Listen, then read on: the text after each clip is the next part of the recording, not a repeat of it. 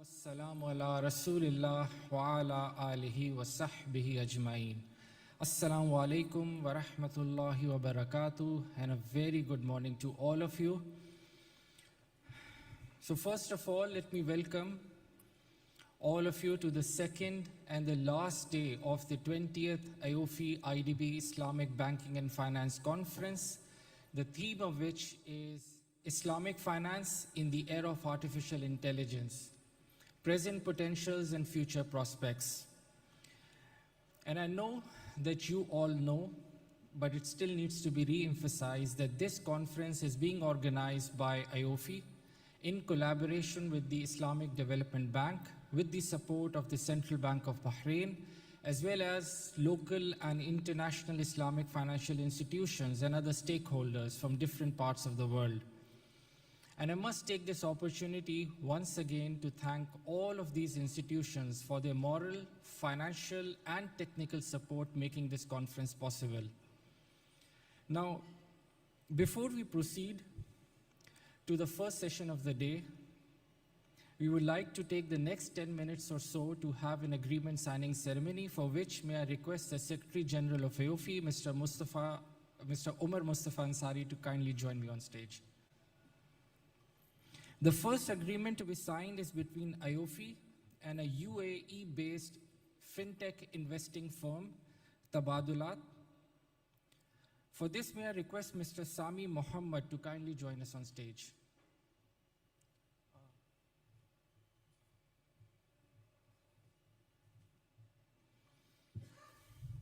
Through this agreement, Tabadulat officially joins AAOIFI as an institutional member.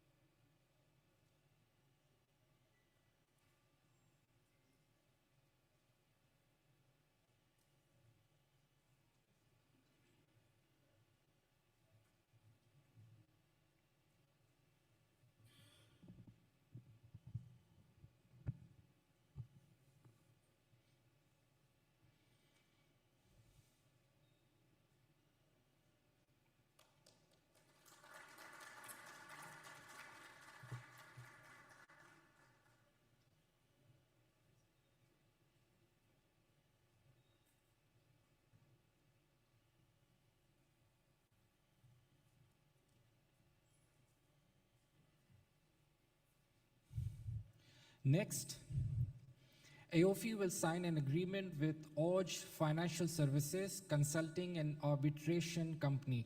May I request Mr. Tariq Ismail Yusuf kindly come forward for the signing.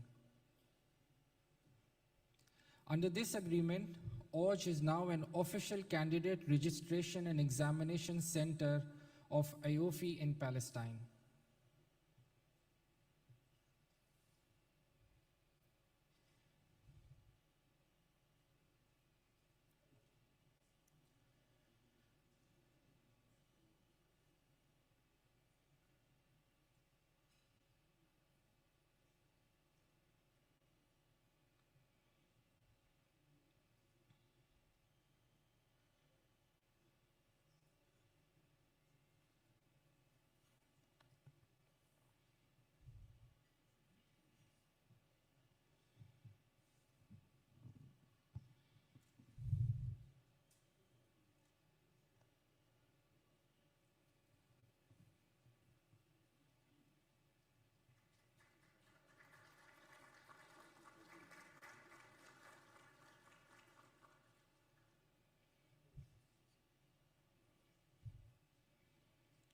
And finally, we will witness the signing of an MOU between IOFI and Selani Welfare International Trust. Please join me in welcoming to the stage Mr. Muhammad Madani Raza for the signing.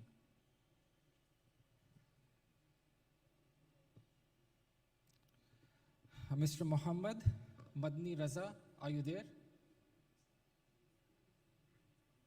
He's not here? Okay. Yeah, of course.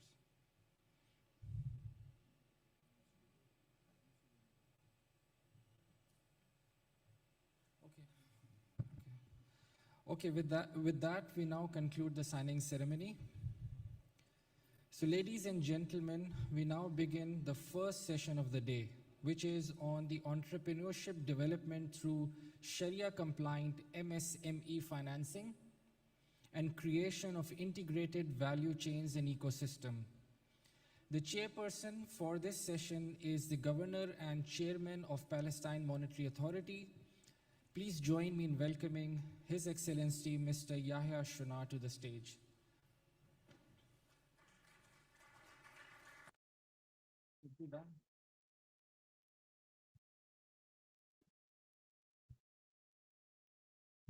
They're still arranging the chairs. Let's wait. Yes, we'll wait.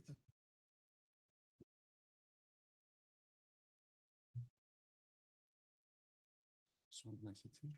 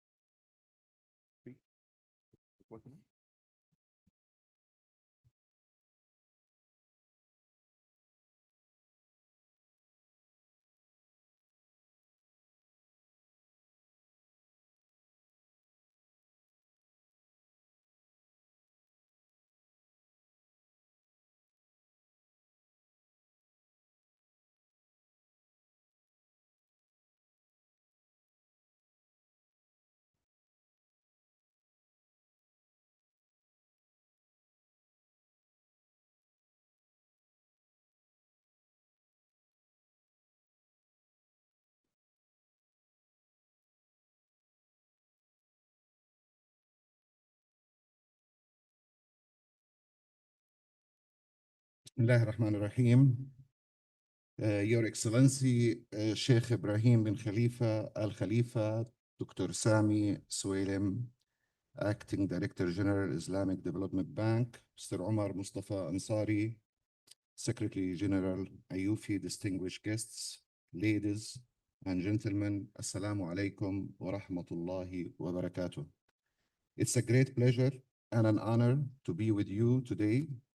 And I wish to begin by expressing sincere appreciation again to AAOIFI and the Islamic Development Bank Institute for their kind invitation to chair this important session and for their continued efforts in promoting the development, integrity, and innovation of Islamic finance industry.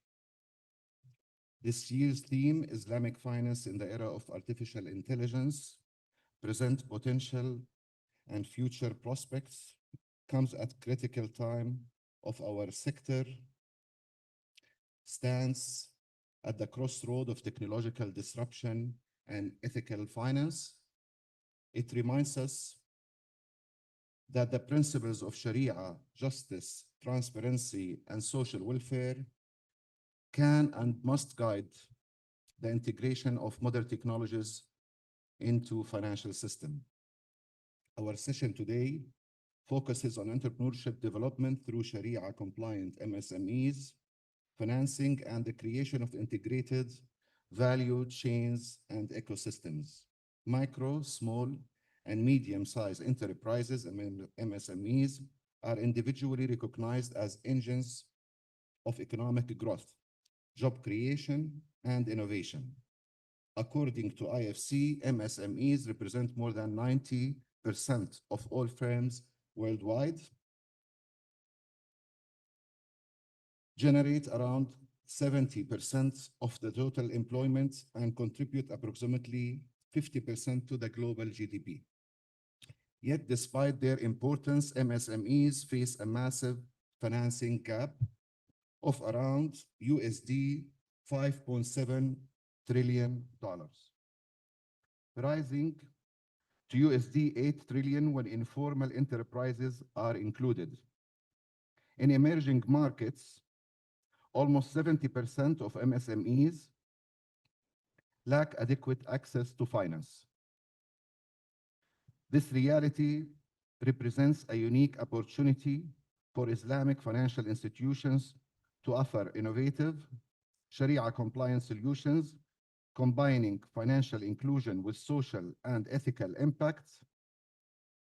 Instruments such as Mudaraba, Musharaka, crowdfunding,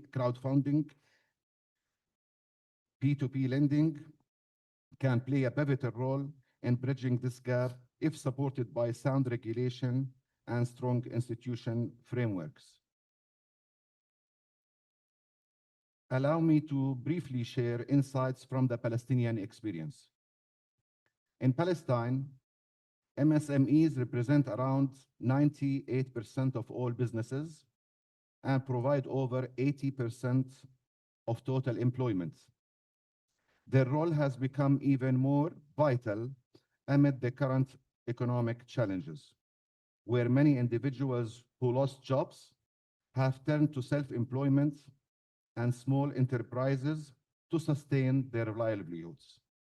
Recognizing this, the Palestinian government has adopted a national MSME strategy 2025-2030, a comprehensive framework designed to strengthen access to finance, enhance competitiveness, and increase the sector's contribution to GDP and employment. One of the most impactful PMA initiatives in this regard is the Istidama Fund, and later the Istidama Plus, launched by the PMA within the initial capital of $210 million, later expanded to USD $430 million. The fund provides Sharia-compliant financing through banks and MFIs to key sectors such as health, education, digitalization, and renewable energy.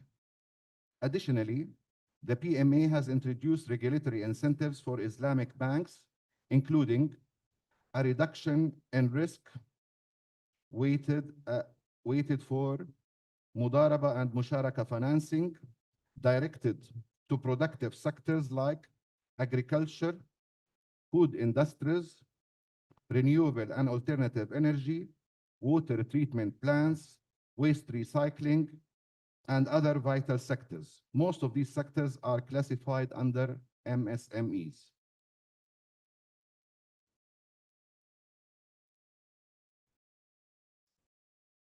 To discuss this further, we are privileged to have with us distinguished panels of experts whose experience covers finance, development, and policy making. Please join me on the stage, Dr. Ayman Ahmed from UNIDO,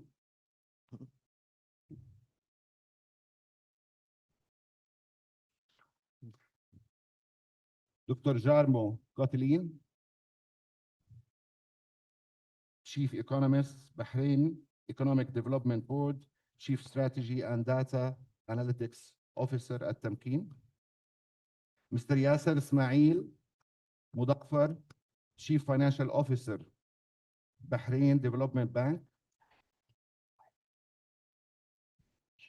and finally, Mr. Riyad Asali, General Manager, Islamic International Arab Bank, PLC, Jordan. Unless you want me to stay standing, you probably need to. Shift one. Yeah, that's the school. What we are trying to find in this session are the following. These are hypotheses, and we want to examine the hypotheses. Diversify the financial instruments offered by Islamic financial institutions and adopt innovative models such as crowdfunding and peer-to-peer lending. Review the regulatory requirements set by supervisory authorities to ensure they support the development of Islamic financing for SMEs. Establish financing guarantee funds to enable small and medium-sized enterprises, SMEs, to benefit from Islamic financing instruments, as most Islamic financial institutions currently rely on collateral as the main basis for granting financing. Setting up specialized microfinance banks and provide them with government support to help reduce credit costs and improve access to finance. Enhance awareness and understanding of Islamic finance among enterprises, entrepreneurs, and SMEs. I look forward to an engaging and insightful discussion, and I invite our panelists to share their perspective on how Islamic finance can further support entrepreneurship, empower MSMEs, and promote sustainable, inclusive, and economic growth. Let me start by Mr. Asali. If you can share with us your perspective on the topic.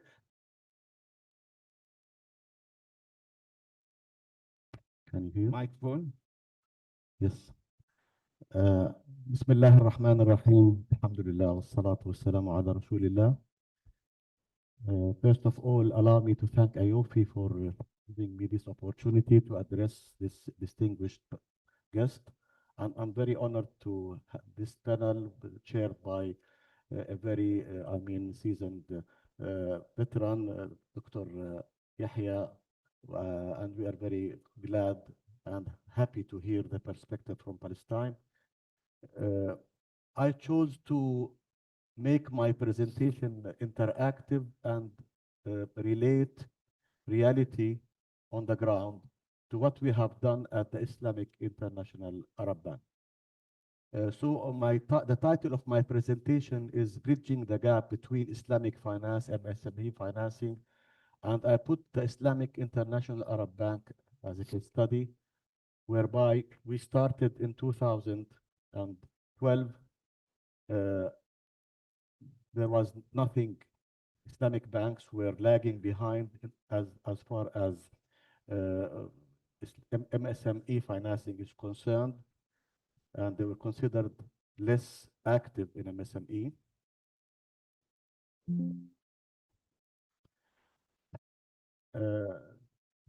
Compared to conventional banks due to the absence of the following items. Islamic finance guarantee schemes was not there. We have a company called the Jordan Loan Guarantee Company, which was established in 1995, and its operation was solely, concentrating on conventional banks, and Islamic banks were not included. Sharia compliant fund mobilization and subsidies agreement was not there. Specialized technical assistant framework was not there as well. Our MSME framework, we launched a plan, initiated an integrated framework for SME financing by setting main pillars that address MSME financing challenges and this cooperative partnership with supportive entities to provide compliant solutions for MSME financing, and focus capacity building for MSME staff to provide financial advisory role and applying best financial practice. What we have done was we set something called the Kafala program with the Jordan Loan Guarantee Company, whereby we launched Sharia compliant scheme, and we have done that special scheme, the Loan Guarantee Company, which was Kafala, and it was approved by the Sharia scholars, although it was not there in the past. And we have managed to mobilize funds through granting companies, like parties like the World Bank, like the Arab Fund for Social and Economic Development, and the Central Bank window directing SMEs. And we have put forward well-established team, a trained team in our branches to train SMEs to provide bankable and affordable, presentable propositions to banks to get financing. With also, we have done agreements with multiple organizations to make sure that we institute capacity building for SMEs. So the result was, we call this the triangle of success: affordable financing with no focus on collateral, and financial consultations and technical support and capacity. So SMEs had access to fund at a very low pricing without need to put any collateral because they're guaranteed by the loan guarantee company, and technical assistance is delivered to them whereby they can present propositions that are acceptable to bankers for financing. So this has resulted in really good result. It was targeting mainly the tourism sector, fintechs, agri-tech, health, transportation, agriculture, industrial, education, exporting, and mainly on also the energy and clean energy propositions. Fund mobilization was made mainly with partnerships with the following partners, mainly the Central Bank of Jordan. The Central Bank of Jordan had a window of more than 1 billion Jordanian dinar targeting SMEs financing at a very low and subsidized pricing. Among the best and more users of these funds, although we are small in terms of size, but the central bank, because we are good users of the funds, directed to us more and more funds. We had 3 agreements with the World Bank whereby funds were mobilized and targeted to SMEs at a very low pricing and very good conditions. And we had the one and only agreement with IFAD for the agricultural sector, and it was a success story, and 3 agreements with the Arab Fund for so the products we launched, also we had named multiple products. We have entrepreneurs at the name InHub, micro startups at the name IBDA, and small-sized at the name of Bader, medium-sized at the name of Wasil, and women at the name of Tamakkani, and medical sector for Jaddid, for targeting doctors and clinics. The result, the impact was more MSMEs are accessible to Islamic finance regardless to the availability of collaterals. MSMEs are able to create more jobs and expand their export market through Islamic finance. The framework expanded to reach more segments such as women-owned businesses and startups. Outcomes are now and helped Islamic Bank to benefit from many programs of BJ financing during pandemic and so on and so forth. Learned lessons from our experience was the following: partnership and ecosystems, enabling collaborative partnership between Islamic banks and any other supportive entities such as the central bank, development agencies, and more, creates enabling ecosystem that expands access to finance, innovation, and include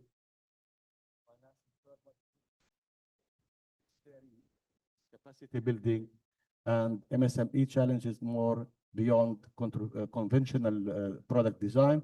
Purpose and impact beyond MSME KPIs, Islamic banks can advance their ESG agendas by creating, sustaining jobs, empowering women and youth-owned MSMEs, and ensuring that financing contributes directly to social values.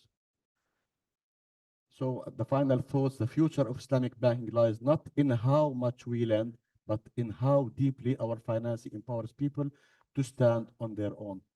Thank you very much. Thank you, Mr. Iyad Asali. Very insightful. And I must say that I'm a bit biased to the Arab Bank group, although they don't have the IIIP in Palestine, not yet. We've been calling upon the Arab Bank group to have an Islamic window in time, but not yet. But very insightful, always innovative. The Arab Bank, I'm no stranger to their innovation. Thank you very much for your insights, Mr. Iyad. Let me pick the brain of Mr. Yasser Mudaffar. How is it at the Bahrain Development Board? Can you please give us a bit insight in a perspective of development bank rather than a commercial? Bismillah ar-Rahman ar-Rahim. Thank you, AAOIFI, for inviting me. It has been a long time since I joined my last panel in AAOIFI. Maybe 2018 was my last panel. Thank you, Mr. Ammar. As a BDB, as you know, the role of BDB to support SME sector in Bahrain, we do have several schemes, mainly Islamic. We have, for example, to support agriculture and fishery, we do have Qad Hassan granted to fisheries and farmers, fishermen and farmers, up to certain limit with preset conditions. The Qard is zero interest rate, which is Qard Hassan, based on Qard Hassan agreement between us and the fishery and farmer. In terms of SME sector, our focus is to finance micro, small, and medium sizes businesses in Bahrain. We do have several schemes. We do have special schemes assigned to women and ladies who want to start their businesses. We do have support schemes to SME with the startup where they are unbanked in other banks. We do finance them, we do support, and we get guarantee. Even the profit rates, they are very competitive, and usually it is below market rates due to support of Tamkeen with BDB, where Tamkeen, they subsidize the profit to a big extent to the end user. BDB, as you know, we are focused on SME lending, and recently we have um, started in 2022 to have even depository relationship with our clients, which is SME. And we do have offer now current accounts, call accounts, and deposits for the entire sector. So it is two-way relationship rather than only lending. So we do care about SME. We do offer them online banking, mobile banking, and even granting loans now or requesting for a loan is through our mobile banking application and even e-banking application. So we had a lot of development happen during the last 3 years. And our focus still remains SME sector, where we believe is underbanked in Bahrain. Thank you so much, Yasser. Very insightful, very interesting. I'd like Dr. Jarmo to comment more from a perspective of a chief economist on the EDB. Tell us more what the EDB is doing with this regard. Yes, thank you very much, first of all, to AOFI for the invitation and for having me here as part of this very important discussion. Now, this is a topic close to my heart. It is an extremely important issue from the economic development perspective, as colleagues have highlighted. And just Can you pass the mic? yeah, to the handheld mic, because can everybody hear me? Good. Yeah. My personal history is in banking and policy in Saudi Arabia, and primarily policymaking advisory strategy here in Bahrain. So my focus is very much on the Gulf region.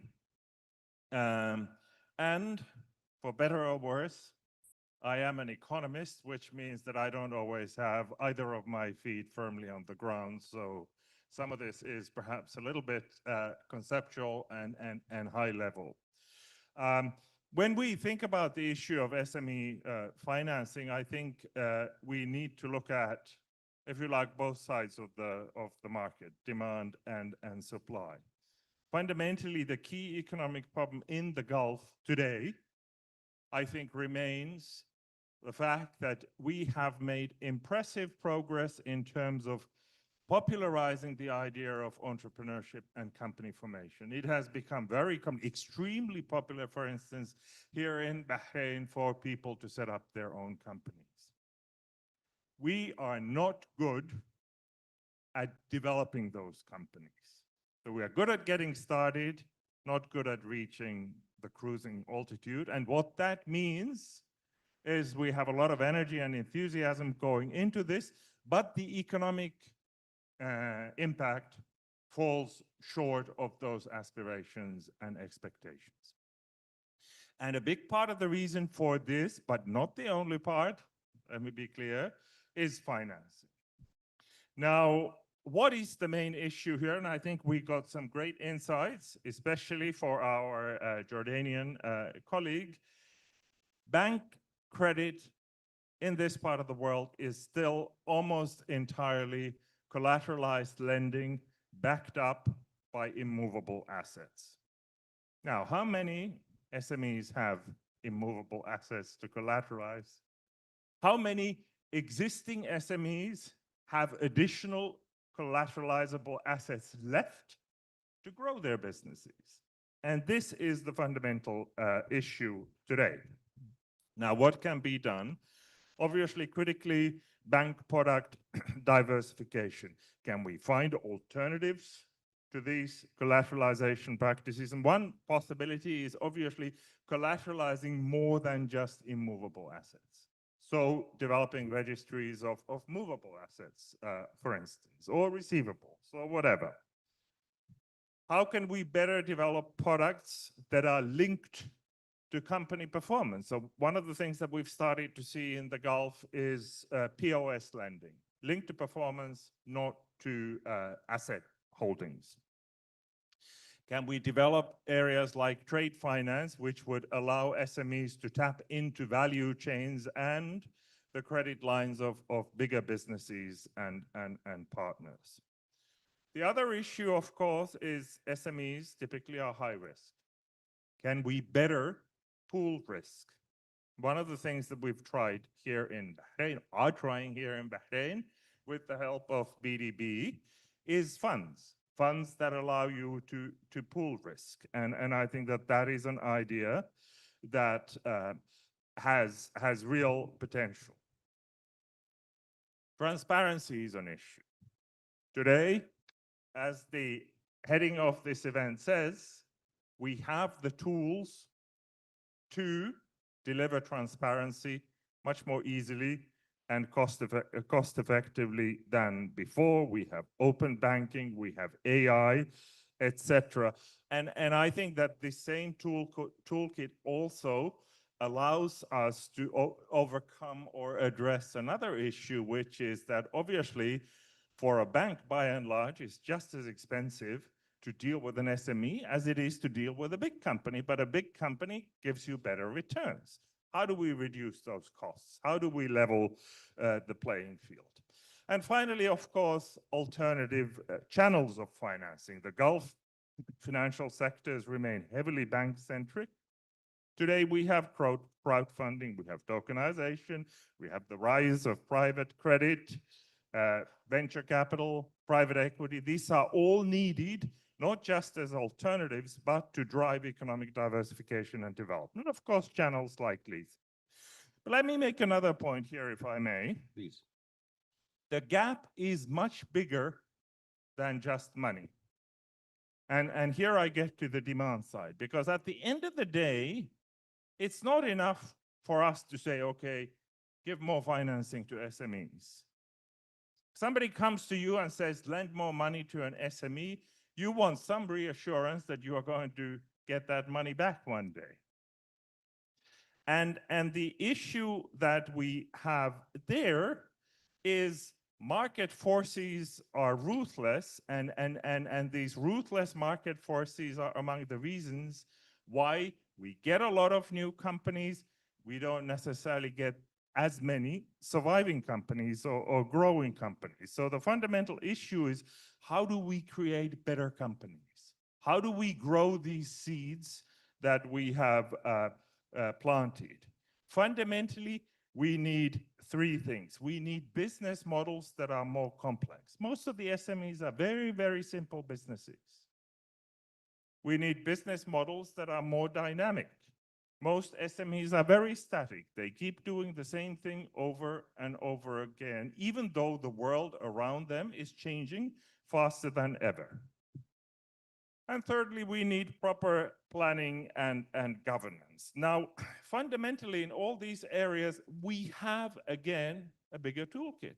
We can leverage technology to track and analyze performance and use it to overcome opportunistic rentierism. Again, I go back to our Jordanian colleague. I think the idea of bundling financing with other resources, other solutions, is extremely important for us to be able to develop better, more creditworthy, more bankable companies. So how do we offer advisory? How do we offer mentorship? How can we give SMEs access to cost-effective accounting software to better analyze their performance, AI tools to guide their planning, and obviously market data to enable them to make smarter decisions? Now, both these things will have to come together, and neither of them can be overlooked or underestimated for things to really start moving to the next level. Thank you. Thank you, Dr. Jarmo. Excellent diagnostics, 360, and a broad view.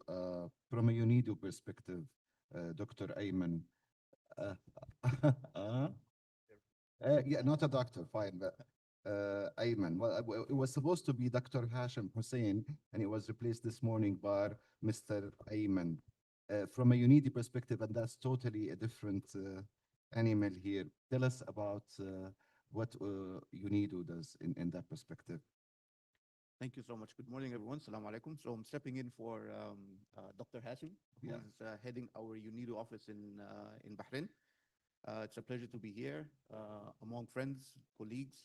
I think, in short, UNIDO, which stands for the United Nations Industrial Development Organization, it's one of the specialized UN agencies that is based in Vienna, Austria.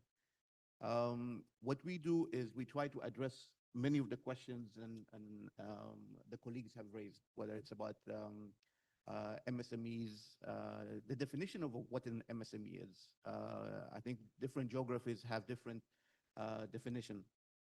Looking at capacity building, looking at working with the private sector to increase their competitiveness, market access, looking at working with government in terms of policy, regulatory frameworks, looking at addressing the SDGs. How can we achieve the SDGs through in working with environmental projects, looking at energy projects, looking at capacity building, as I mentioned, looking at agro industries, looking at the whole supply chain, look at the value chains.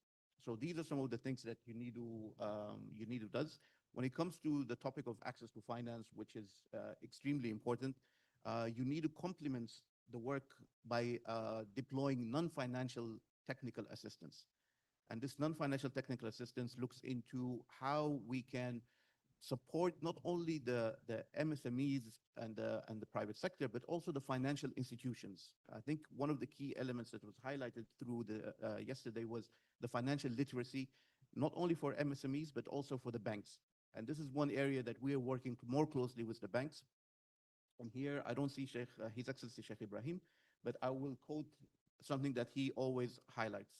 Do you know what the 3-6-3 model is or approach? Oh, I'd love to learn. So banks like to take $3, sell it at $6, and at 3 o'clock, go play golf. And this is something that he highlights, that we need to change the mindset of the bankers. We need to change the way they think about the business. And this is something that we're working on closely with AAOIFI, with our partners like the Union of Arab Banks, to see how we can support that. The other thing, the last point from my side on this question is regarding entrepreneurship development. I think this is something that we should definitely work on. It starts with the individual, supporting them through incubation programs, mentorship programs, coaching, until they reach a bankable stage where they can access to finance. But it should not stop there, because getting the money is one thing. Using the money, being able to execute the loan is a complete different ballgame. So there we also have to hold their hand after they get the funding, how they use the money, how they are able to pay back. The issue of collaterals is absolutely important. So UNIDO is also looking into de-risking mechanisms, grant to guarantee mechanisms. Thank you so much, Mr. Ayman. Let me go back to Iyad from Jordan. Let me ask you this, Iyad, to pick on your experience. How can Sharia compliant financing solutions effectively bridge MSME financing in terms of the mudaraba, the musharaka, the waqf, and all these tools, please? Thank you very much. It has been very insightful. The perspectives being touched upon were extremely very useful and very, related to the subject. Regarding your question, Dr. Yahya, we are using mainly the murabaha contracts and also the istisna contracts, sometimes depending on for instance, for the purpose of when you are financing a factory, you need sometimes the istisna contract, which is like aqd al-muqawala. It's like, so we use it, but the main agreement between us and the central bank and the other, donor agency, if you may, they're not donating us, they're giving us, subsidized funds for us to deploy. So murabaha is mainly the main use of our funds, and usually it's not for long term. The maximum tenor is approximately 10 years, depending on the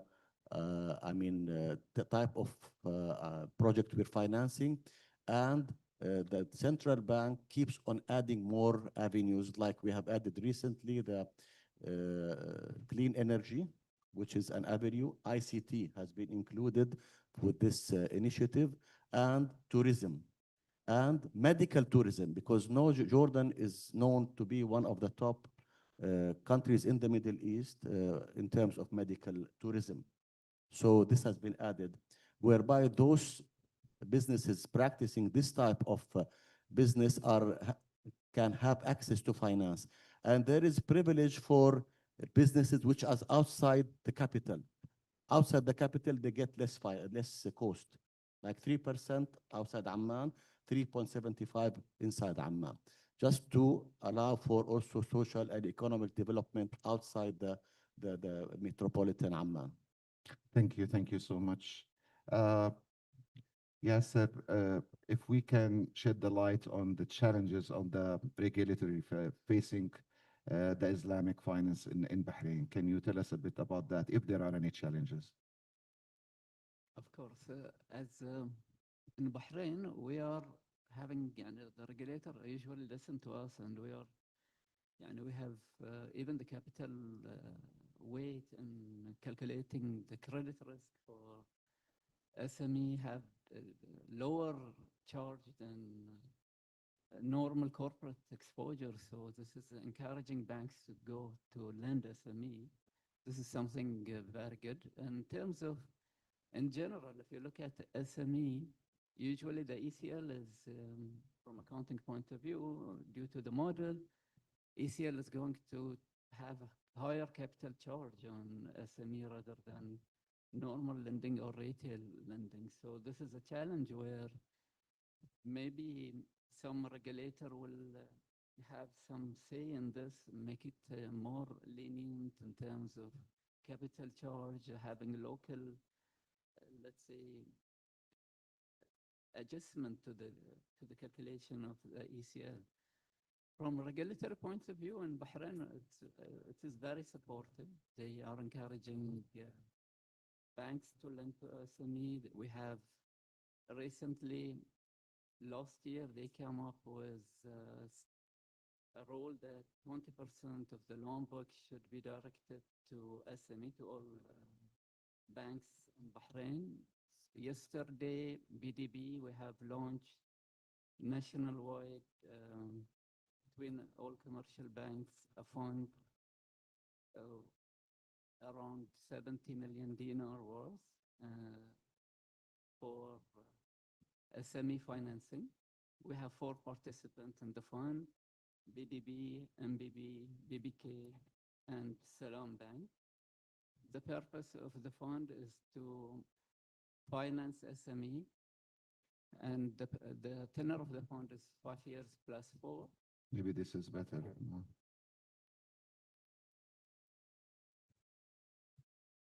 So, as Bahrain, we are focusing on enhancing, making much easier the SME to get the financing through banks.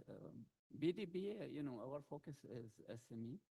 We try our best to grant all SMEs where they are eligible to get financing. Yes, my colleague have mentioned most of the banks, they request high security, collaterals, etc. And BDB, we do have some flexibility. We have different schemes, and plus we do have some schemes supported by the government. We do have some schemes guaranteed by third parties to some extent. So we are more flexible toward granting financing to SME. All right. Thank you so much, Dr. Jarmo. You mentioned the crowdfunding and these innovative tools like peer-to-peer and others. How does that make access to finance easy? Can you elaborate a bit more from your experience? In the case, of course, MSMEs. Yes. Well, look, so far, if I'm being perfectly honest, I'm not sure that it really has. So in other words, today, we have not yet meaningfully overcome the bank centricity of the financial sector in the Gulf countries. But I think a couple of points here. Number one, I think global experience suggests that it is unwise for us to rely on just banks to fix the SME financing problem. The ability, the willingness of banks to extend credit is being tested by a whole host of reasons. And more importantly, collateralized lending is not always the answer.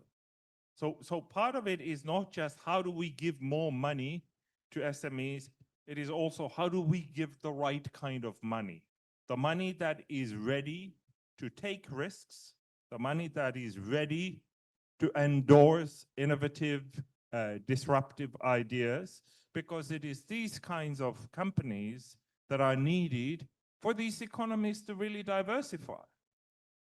And in that sense, I think that, so you asked colleagues, what should Islamic finance do? I think one of the questions that I would put here is, can we, instead of trying to do what the conventional banks are doing, look for a competitive positioning through these alternative channels, which in some ways are much closer to some of these principles that we have been talking about: peer-to-peer lending, crowdfunding, and especially venture capital.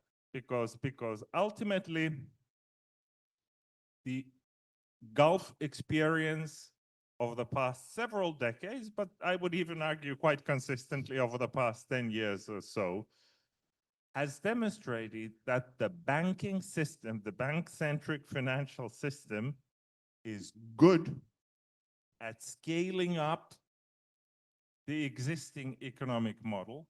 It is much, much less good at bringing about genuine economic diversification that pushes us away from the traditional focus on infrastructure development, these big projects, etc., and towards much more innovative kind of entrepreneurship.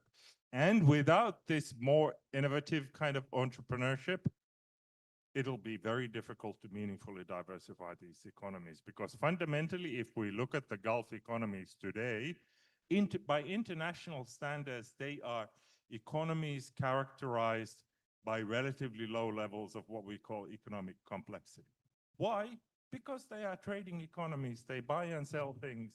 To achieve real economic diversification, we need to start producing more locally, whether it's products or its services, and we need to learn to innovate.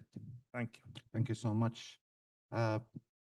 Ayman, you mentioned the awareness for the young and for the entrepreneurs and for the startups. Can you tell us how can we do that to integrate the businesses better? Thanks. I think the key word will be partnerships.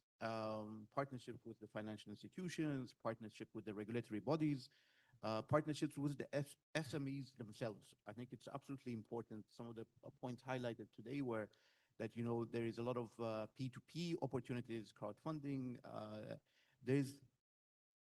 Today, we live in a world where the digital divide is it's getting smaller very, very fast. What happens in one corner of the world before a couple of hours has a ripple effect on the other corner of the world. And therefore, I think it's important to engage through digital solutions, platforms, engage with the young, the influencers. We know now the power of influence. One tweet can change a course of a country's direction. So it's important to engage at all different levels, whether it's social media, whether it's with the entrepreneurs, with the governments, with the chambers, Union of Arab Chambers, Union of Business Chambers, associations. But ultimately, it comes down to partnerships that complement each other. I think that's another important thing. It has to be about complementarity. Should not be seen as competition. It should not be seen as trying to monopolize a market or a segment or a sector. It should be about complementing each other and supporting each other. So if there is a de-risking mechanism in one sector, how can we have a spillover in that de-risking mechanism to support an impact indirectly or directly another value chain or another sector? So I think that. Thank you so much. This is a question where I would just fly for all the panelists, and please feel free to answer whoever you'd like to. How can integrated value chains and ecosystems stimulate entrepreneurship and private sector growth, particularly in agriculture and manufacturing? Anybody would like to take it all on that? Please go ahead. Thank Yeah. you. This is And very then you'll important. follow up. Very important question. It's all about value. It's all about value. And it becomes, in my view, from my experience now 13 years doing this, it creates a domino effect, a positive domino effect, whereby the ecosystem merges together towards the fulfillment of the result that we are pursuing. I mean, when you have organization, Jordan has very good relationship with all the international organization.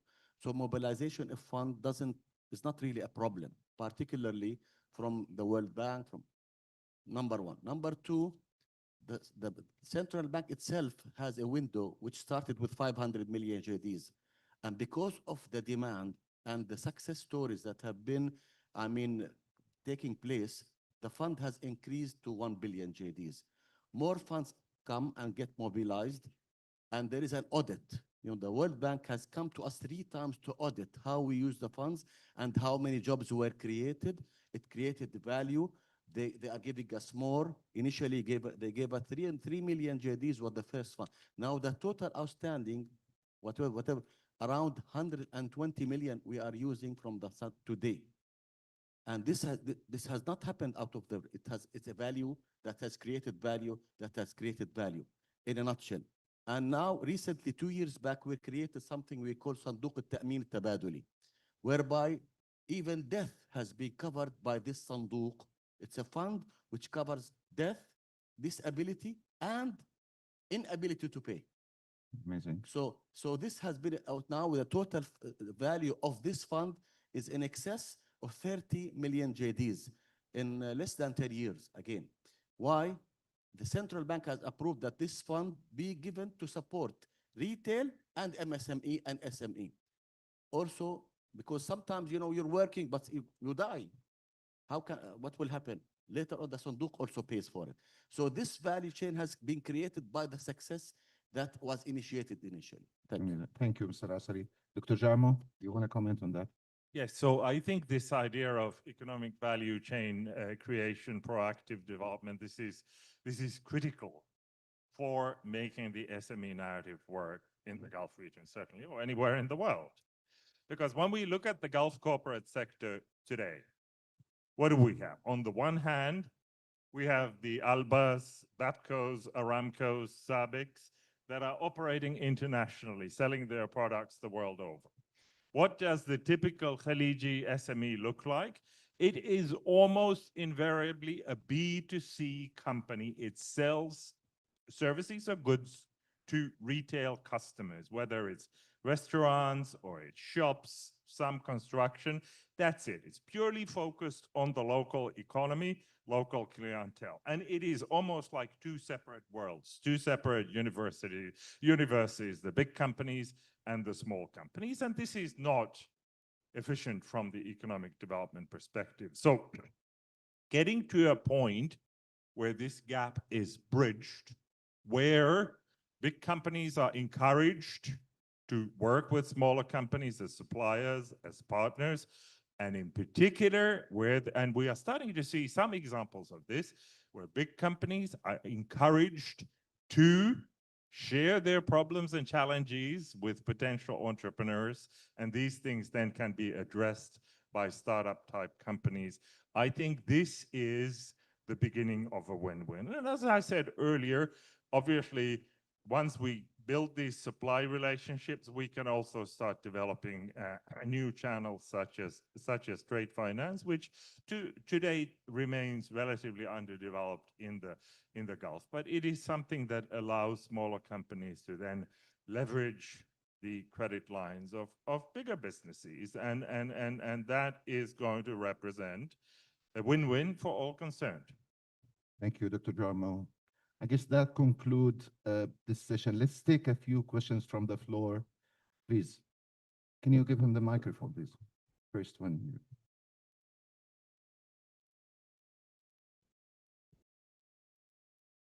Can you please address the question to one of the panelists? Mention that. Thank you very much. My name is Tariq Ghamrawi. I'm Director and Sharia Advisor at Al-Majna Advisors Islamic Consultancy. My question is to Mr. Muzaffar. You mentioned Qard Hassan and so on. We all know that banks are generally reluctant and drive away from providing Qard Hassan because it affects profitability. So could you please elaborate a little bit about how your model or your experience in this regard affected profitability? Thanks. As a development, we have a responsibility toward the economy. So we are Bahrain, owned by government of Bahrain. We are Bahraini bank. And you know, some sectors are main concern for food security, like fishermen and agriculture farmers are very essential for the economy. And to encourage this sector, both sectors, we do grant them Qard Hassan. The profitability in this case is not the main concern for BDB. Food security is the main concern. Yeah. The gentleman over there. And then followed. Yeah.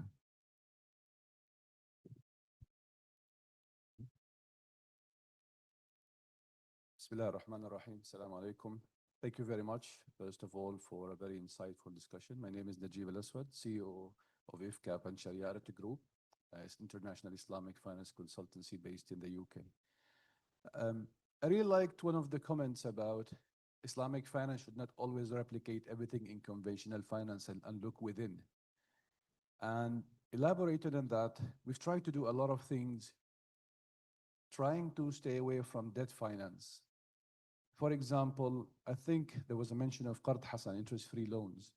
And in Sharia, you're not under an obligation, or it's not prohibited if you pay more when you return the loan. And there's a very beautiful experience we have in Pakistan, where a non-for-profit organization, many people know it, it's called Ukhuwat. They have managed to raise, I think approximately, they have managed to disperse $1.2 billion of interest-free loan, and the repayment rate is 99.9%. And when people were returning the money, they were voluntarily paying more, which is okay from a Sharia compliant point of view, and made this institution financially sustainable. Of course, that's not like what we have in banking, but there is definitely a lesson for banks maybe to think of using this kind of structure for certain strategically important SMEs, where maybe the government or maybe multilateral institution can help in enhancing maybe the credit rating by guarantees and so on. And also on the other side, contracts, participation contracts like investment agency or wakala, and profit sharing contracts like mudaraba. We had a very interesting experience in Palestine where we worked with an NGO there and designed a profit sharing product based on mudaraba for micro SMEs, and it went very well. But unfortunately, due to the situation there, they had to stop the product, and the entire operation, changed direction. And we had developed similar product for a number of banks in the GCC, especially in Oman when tawarruq commodity murabaha was prohibited. Replacements to overdrafts, replacements to working capital finance, but focusing on partnering on certain projects, not necessarily the entire operations where this project is profitable.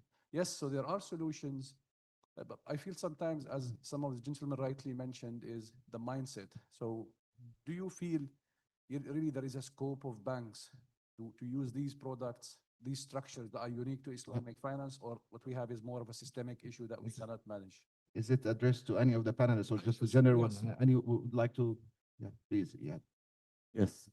Of course, Qard Hassan in itself is there, but how much? I mean, as far as we're concerned, there is a new product that we launched. It's not new, it's been 10 years now.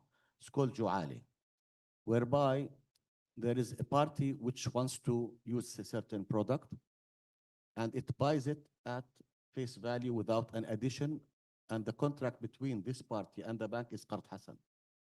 But the other supplier, which is a bigger company, gives something called Ju'ala, which is agency.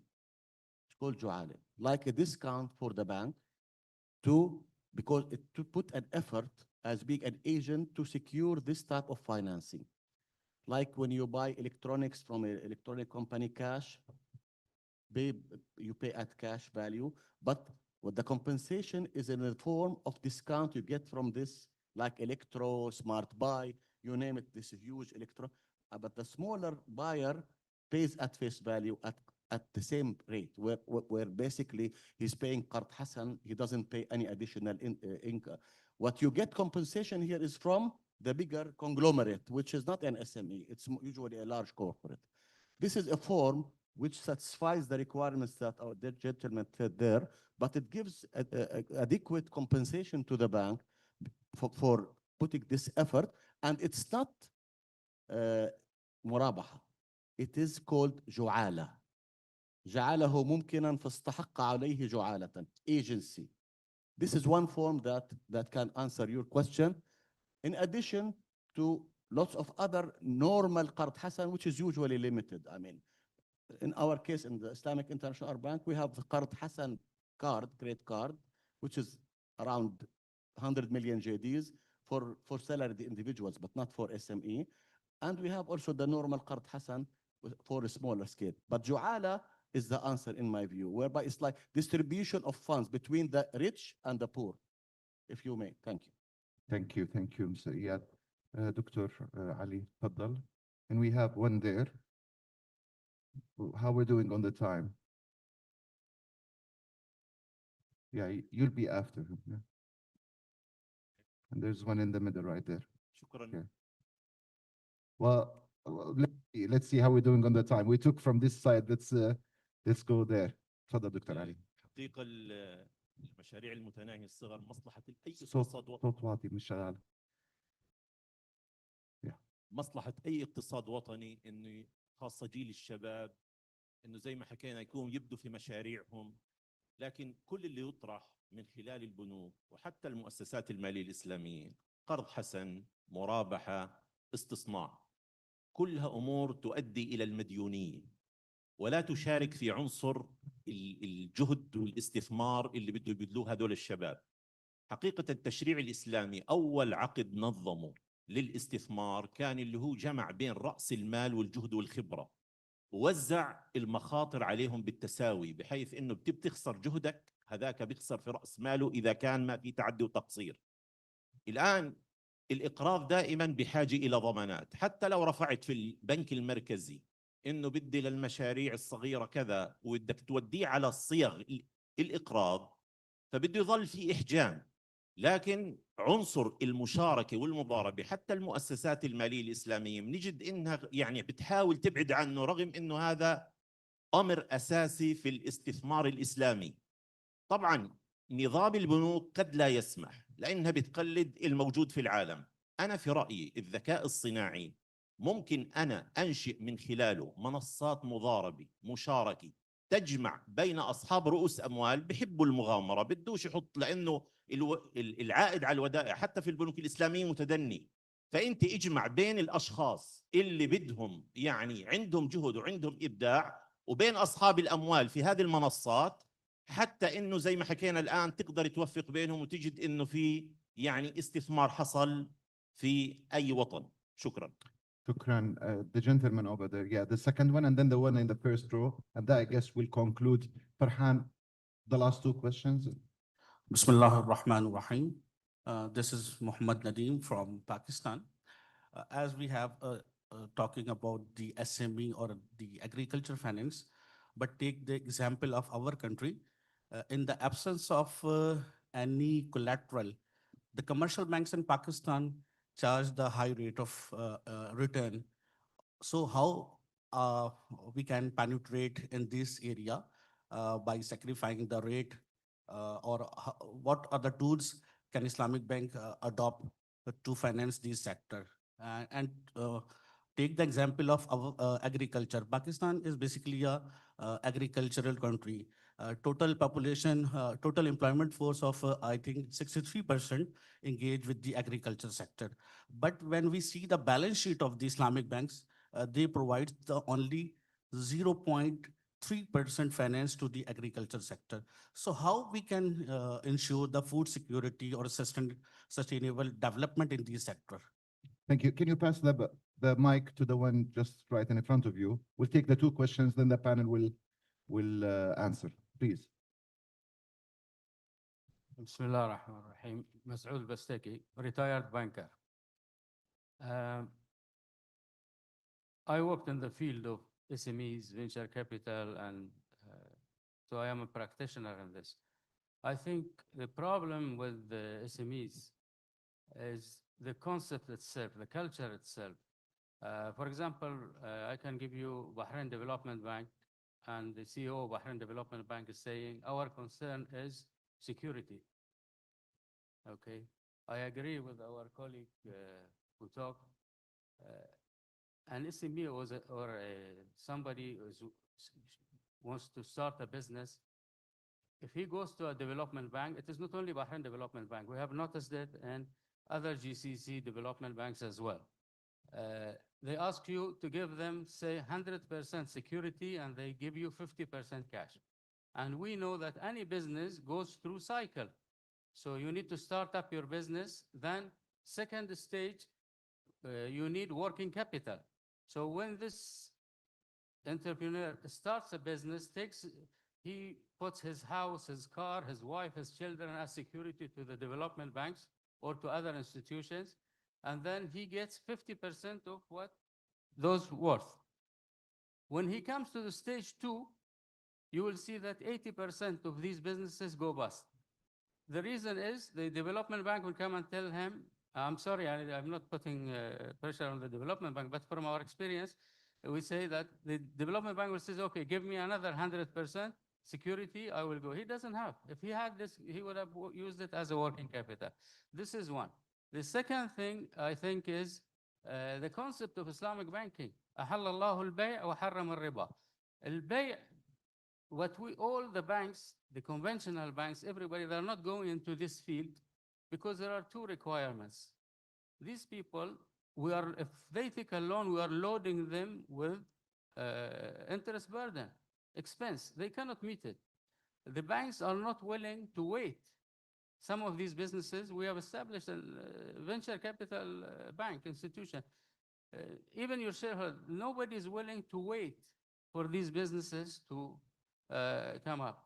So what we recommended, maybe 20 years ago, I gave a speech in Sultanate of Oman. We saw they have a very successful SMEs and small businesses. Most of them, they were at stage 2. Nobody was willing to lend them, not conventional bank, not the other banks, and not the Islamic bank. So what they need really is not a loan.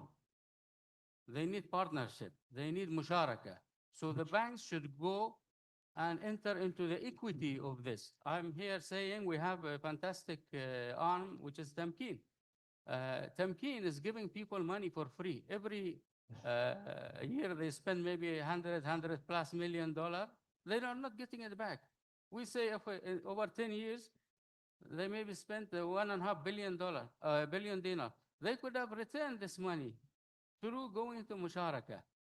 But their concept, what I'm saying, that the concept of these institutions who are entering into this field is based on the conventional lending mentality. جزاك الله خير. جزاك الله خير. Thank you. بارك الله فيك. مشكور. So the first one, Pakistani lending. Anyone would like to the Pakistani banks? Yeah, go ahead. Mr. Ayman. Thank you so much. So for the case of Pakistan, I think one important thing is the technical de-risking. So we have the financial de-risking, but the technical de-risking is something that you need to look at. So looking at the technology that agro industries is working on, looking at the supply chain, looking at the skills aspect of, if it's an SME, what are the available skills? How can we develop those skills? These will reduce the technical risks that the SME, when they go to the bank, they have a more solid bankable proposal that they can work in. The other component that we bring in is the grant, that we also provide grant support to the SME, but also to the financial institution so that they can lower the interest rate They can act as a collateral to cover the case of defaults and so on and so on. To the colleague on the question on the collateralization, I think one important thing is to introduce you to Dr. Hashim, who runs the Bahrain model for entrepreneurship development program.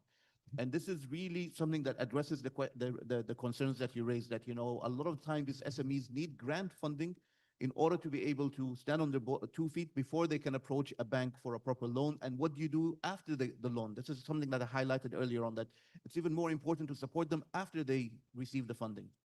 So these are my 2 comments. Anybody would like to German?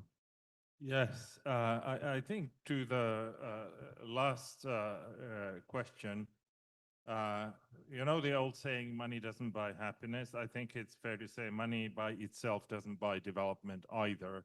And in that sense, as I said, we need to think about the companies and developing their capacities, and the advantage that we will have if we engage with companies more proactively. And as I said before, we have many more tools today than we did 5, 10 years ago, is that in the process, we get to know them better and we also de-risk them. And I'm not saying we need to handhold every single company, because that's not cost effective. But there's much more by way of advisory resources, and we have the tools also of tracking the performance of these companies much better. And that is what is needed for us to really bring all of this together. Thank you so much, and that will conclude our session. I thank really my esteemed panelists for a very productive and constructive discussion. Over to you, Farhan.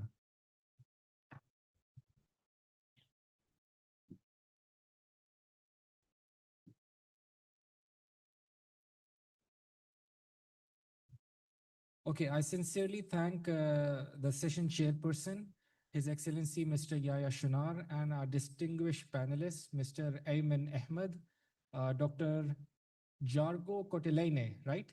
And Mr. Yasir Ismail Muzaffar and Mr. Ayad Asali. Yes, thank you so much for your invaluable perspectives and insights. And I also want to thank all of you for being part of this conversation. Can we have a group photo, please? If you can look directly there. Yes.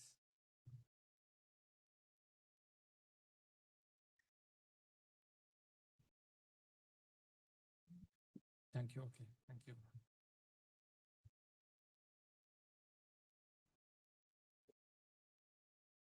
Now, before we move on to the last session of the day, we are going to have a couple of very special segments lined up for you.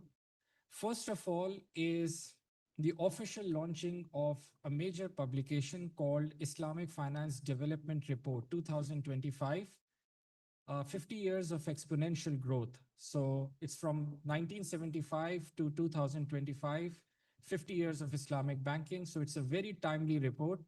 This report is developed by LSEG, London Stock Exchange Group, and ICD, Islamic Corporation for the Development of Private Sector. And it's my pleasure to invite Mr. Mustafa Adil. He is the head of Islamic Finance, LSEG, to please join me on stage for the report launching ceremony. Okay.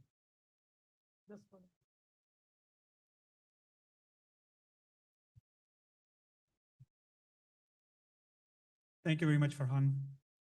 Bismillah ar-Rahman ar-Rahim. Alhamdulillahi Rabbil Alameen. Wassalatu wassalam ala Sayyidina wa Nabiyyina Muhammad wa ala alihi wa sahbihi ajma'in. Distinguished guests, ladies and gentlemen, Assalamu alaikum. It is my pleasure to be here with you today to launch and share some of the key insights from the Islamic Finance Development Indicator Report 2025. I think they're just getting the presentation ready for the report.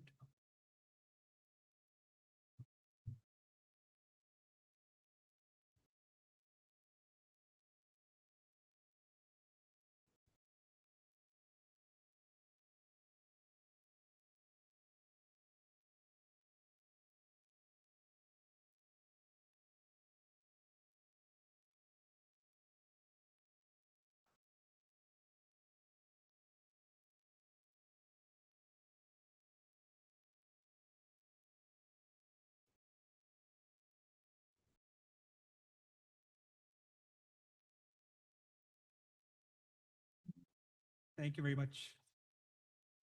I got it. Thank you. It's very interesting. We're at a session that is entitled with a focus on artificial intelligence, and still technology is not always as dependable as we would like. But I'm still, delighted to be here with you all. And for those of you who are not familiar, the Islamic Finance Development Indicator is a collaboration that London Stock Exchange Group has developed with ICD, the Islamic Corporation for the Development of the Private Sector. And the focus of the report, the focus of the indicator, is to highlight the level of development that is taking place in the Islamic finance industry across different markets and different regions.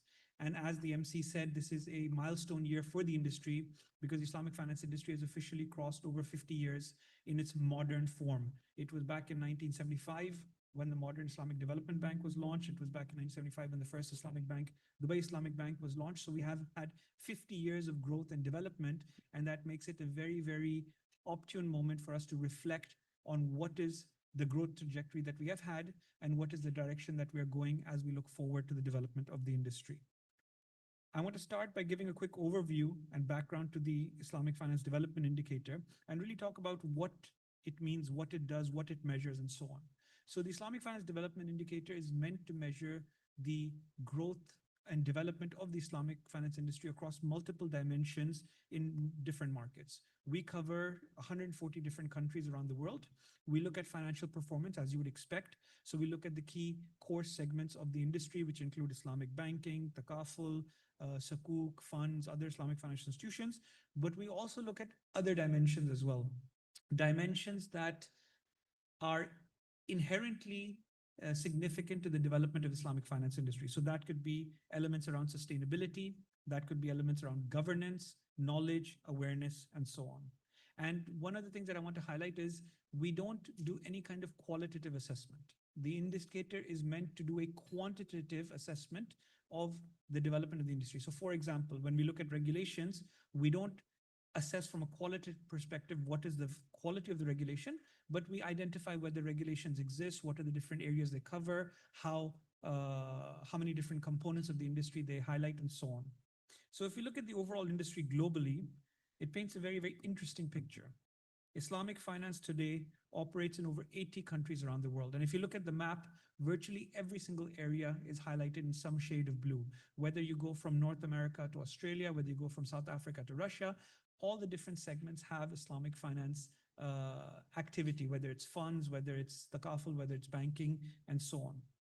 We also rank the countries by the level of their development. And you can see they're more concentrated in GCC, South Asia, Southeast Asian regions. What is particularly interesting is the top 5 markets, Malaysia, Saudi Arabia, UAE, Indonesia, Pakistan. They all have something in common. And that is that each of these markets has a government-led strategy for the development of the Islamic finance industry. Whether that is at the federal level, whether that is at the central bank level, whether that is part of a national strategy, but they are all focused and identifying and developing Islamic finance as a key component of their broader economic growth and development. And that has showcased in the fact that those countries that take that holistic approach to the development of the industry are moving up the rankings as well year on year. If we look at the overall size of the industry has crossed almost $6 trillion in 2024. This has been a tremendous milestone. The industry is projected to grow to 9.7 trillion by 2029. It grew by 21% from 2023 to 2024. We expect a sustained growth of about 12% year on year and expect it to reach $9.7 trillion in 2029. The largest segment of the industry, 72%, comes from Islamic banking. The second largest segment, 17%, comes from sukuk. And I think what is particularly telling is when we look at these projections, when we look at how the industry is going to develop, is it took us almost 50 years to cross 5 trillion. It will take us another 5 to 7 years to cross the next 5 trillion. So that is exponential growth that is coming from certain markets maturing, other markets entering the Islamic finance industry and showcasing very, very strong growth in those markets. If we deep dive into the financial aspects, I want to cover each of the segments, starting with Islamic banking. Islamic banking is the largest segment within the industry, making up about $4.3 trillion in assets. It grew at about 21% last year, projected to grow to $6.9 trillion in 4 years' time. What is particularly interesting is there are over 680 Islamic banks or Islamic banking windows that are operating around the world. That is quite well diversified in terms of coverage. I remember when we launched this report a decade ago, it was half of this number. So increasingly, year on year, more institutions are entering the Islamic finance space, either as fully fledged banks or as windows, and providing Islamic banking services to their customers. What is also interesting is the concentration of the Islamic finance industry. So if you look at the total assets, Iran comes in at number 1 because their entire ecosystem is said to be Islamic. And then you have other markets like Saudi Arabia, Malaysia, UAE, and so on. But if you look at the geographic focus, about 87% of Islamic banking assets come from the GCC plus MENA, right? Very, very highly concentrated in these core markets. And that is expected because all 6 of the GCC markets have very high level of penetration when it comes to Islamic banking. And as we go through other sectors, we'll see how this regional changes differ depending on the segment that you are looking at. The second segment is Sukuk. It's the second largest. It crossed $1 trillion in 2024. Today, at the end of the year, it's projected to hit 1.8 trillion by 2029 and 4,700 Sukuks issued around the world. It's dominated by some key markets. So Malaysia, Saudi Arabia, the Indonesia, and the UAE make up over 85% of total Sukuk issuances globally. So that is highly, highly concentrated in these markets, which have very strong representation of sovereign issuances, corporate issuances, local currency and USD issuances, and local liquidity management related Sukuks as well. What is also interesting here is Southeast Asia is much more dominant in this space. So whereas in the banking side, the GCC was 5 times larger than total banking assets, Islamic banking assets in Southeast Asia. When it comes to Sukuk, Southeast Asia is almost the same as GCC, 45% versus 48%. And collectively, GCC and Southeast Asia make up 93% of total Sukuk issuances. That also showcases how in Southeast Asia, they've focused on the development of capital markets, which is reflected in the development of Sukuk as well. If we look at Islamic funds, they make up about 300 billion. And again, these are disclosed funds. We know there's lots of private Islamic funds that don't disclose assets, but based on disclosed fund assets, the net asset value outstanding is about $300 billion, projected to go to 538 billion by 2029. And again, one of the very interesting features here is the geographic mix. So this is the first segment where Europe and the Americas play a significant role. If you combine Europe and the Americas, they make up about 24% of total assets under management when it comes to funds, which is quite significant. The GCC makes up 25%, Southeast Asia makes up 13%. So again, this is an area where in certain jurisdictions, in the US, in Luxembourg, in the UK and others, you have a significant Islamic funds ecosystem, which is reflected in the numbers that they have. If we move to Takaful is a relatively smaller segment, approximately 136 billion in Takaful assets, projected to go to 237 billion. So much, much smaller than the banking side. If we look at the number of institutions, there's still almost 400 Takaful institutions that operate around the world, but significantly smaller in terms of the asset sizes. And here is an area where Southeast Asia is actually larger than the GCC, 23% compared to 21%. So this is again where we showcase that while the GCC may have significant penetration when it comes to banking, if you look at a holistic system, Southeast Asia, and particularly markets like Malaysia, Indonesia, do have a more developed ecosystem that facilitates the development of multiple segments in the industry, including funds, including Sukuk, and including Takaful. And the last component from the financial side that I want to look at is other Islamic financial institutions, right? And these are primarily, these are fintech providers, these are mortgage lenders, these are specialty murabaha financing companies, asset financing companies, and so on. And again, there's a significant number of them, about almost 1,180 institutions, so much more than the total number of Islamic banks. They make up about 193 billion in assets, projected to go 246 billion by 2029. And again, growing at much slower than banking, Sukuk, and other markets, growing at only 6% year on year. And what is the reason for the slower growth? We looked at this, and the reason is because these are not deposit-taking institutions. So their growth is restricted to the capital that is invested in them, right? And through reinvested capital based on returns. Whereas in the banking space, you can draw on deposits to facilitate the growth of your balance sheets. It's not the same when it comes to these institutions. And very often when they become larger, they convert into full-fledged banks as well, so that they transition as they go across their growth cycle.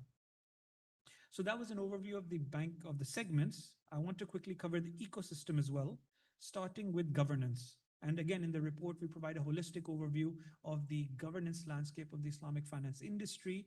And there's certain trends that we see that are quite interesting. One is, this growing trend of having centralized Sharia committees in different markets. So there's 23 jurisdictions today that have some form of centralized Sharia committee, whether it is authoritative or advisory in nature, but they provide guidance to the industry. Another very interesting factor is 1,600 scholars that represent different boards. So if you think of what was the number of banks, the number of council companies, and so on, 1,600 is actually quite an interesting number, quite well diversified. And from that, 75% of these scholars have only one board seat represented. So they can give their focus to one dedicated institution, which is also quite interesting when we think about concentration of scholars and so on. And then the last thing that I want to mention on the governance side is the disclosures. So on average, Islamic banks disclose about 76% of the key metrics that you're expected to disclose in terms of best practices when it comes to corporate disclosures. And if we look at some of the leading countries in this area, Bahrain, Malaysia, Kuwait, KSA, UAE, they all have over 90% disclosures there. Moving to sustainability, and again, sustainability, what we feel and what has been reflected by the industry is a core part of what makes Islamic finance unique and a core pillar of its development. So we look at the development of sustainably linked assets. So things like ESG Sukuk, which sat at about $61 billion at the end of 2024. We look at ESG funds, which sat at $9.7 billion. So quite a significant, sub-asset class within the Islamic finance industry. Another couple of points I want to highlight on this. One is in terms of disclosures. So whereas on corporate disclosures, the industry sat at an average of 67%, when it comes to the sustainability disclosures, the industry only sits at about 50% of what is considered best practice. So a significant area for improvement is to have greater sustainability disclosures within Islamic financial institutions. And that is something that we know has been happening throughout 2025. So we expect that when this report will be launched next year, we will have better metrics showcasing that. The other thing that we want to showcase is the markets that are leading on the Sukuk side are also leading on the ESG Sukuk side. So UAE, Malaysia, KSA, and Indonesia are representing a significant chunk of ESG Sukuk issuances. And when we look at ESG funds, again, the likes of the US, the UK, and Luxembourg, who led significantly on the fund side, also take a lead when it comes to ESG Sharia compliant funds as well. And then lastly, I want to talk about knowledge and awareness. Again, we indicate the number of different educational providers, degree providers in the Islamic finance industry, over 1,180 education providers, over 750 degree providers who are providing either undergraduate or postgraduate degrees, and a number of different events and initiatives that are taking place. When we look at education, again, what is very, very interesting is the top 5 countries when it comes to education, Indonesia, Pakistan, Saudi Arabia, UAE, and Malaysia, are all the top 5 in the indicator, which shows the strong link that exists between the education landscape and the knowledge landscape within the market and its relative development and moving up the rankings when it comes to Islamic finance industry. And then in terms of awareness, in addition to these, markets like Bahrain, markets like Kuwait also play a leading role in developing that as well. Ladies and gentlemen, this was a very, very brief overview of some of the key insights that are coming out of our report. The report is available to download for free. I highly recommend that you please access it. You can scan the QR code that is here, or you can access the link. It's available on lsec.com. It's available on zawiya.com. Please do go through the report and share some of the insights. This was a very brief overview, but the report contains a lot more depth. It contains the underlying numbers when we talk about how the market is broken up, and I'm sure you'll get a lot of insights. Thank you very much for listening and have a great rest of the day. Assalamu alaikum wa rahmatullahi wa barakatuh.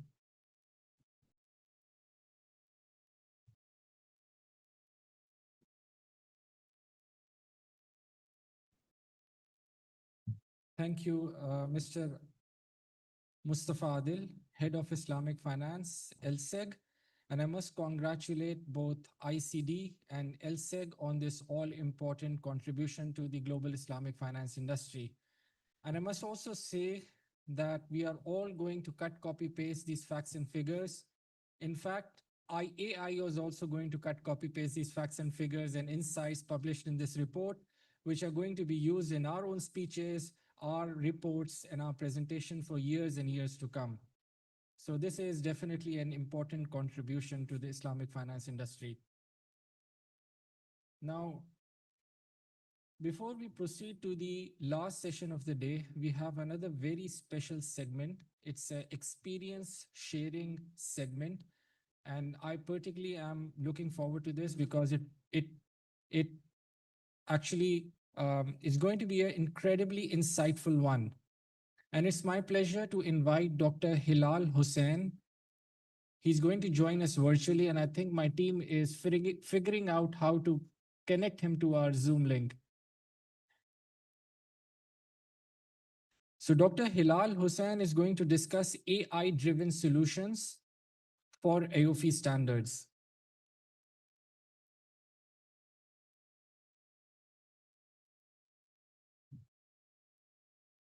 Okay, so what we'll do is we'll proceed with the last session of the day, which is on Salam and Istisna as tools for economic growth and development, practicality, considerations, market reality, and accounting challenges. For this, the session chairman is Mr. Firaz Hamdan.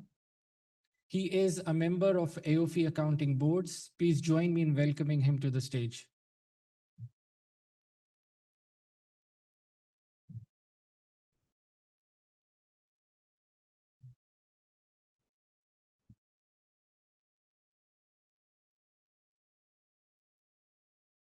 Joining him on this panel are some of the leading minds on the topic. Mr. Hundami Nusrat Khujaev. He is a senior financial analyst of Islamic Development Bank. Can I request you to kindly join me on stage?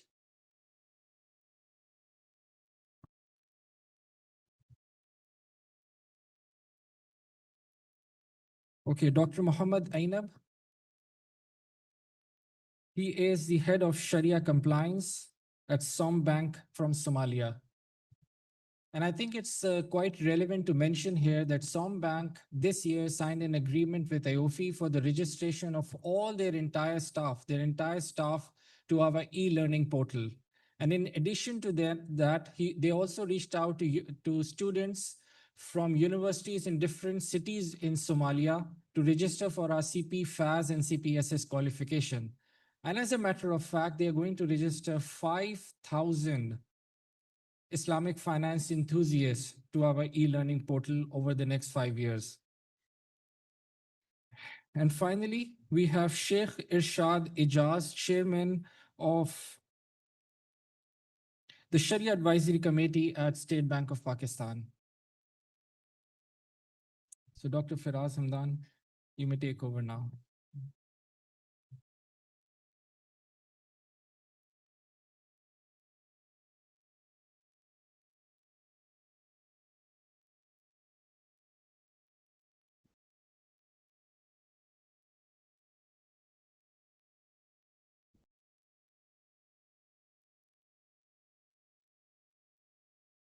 بسم الله الرحمن الرحيم والصلاة والسلام على سيد المرسلين أبي القاسم محمد وآل بيته الطيبين الطاهرين ومن تبعه بإحسان إلى يوم الدين.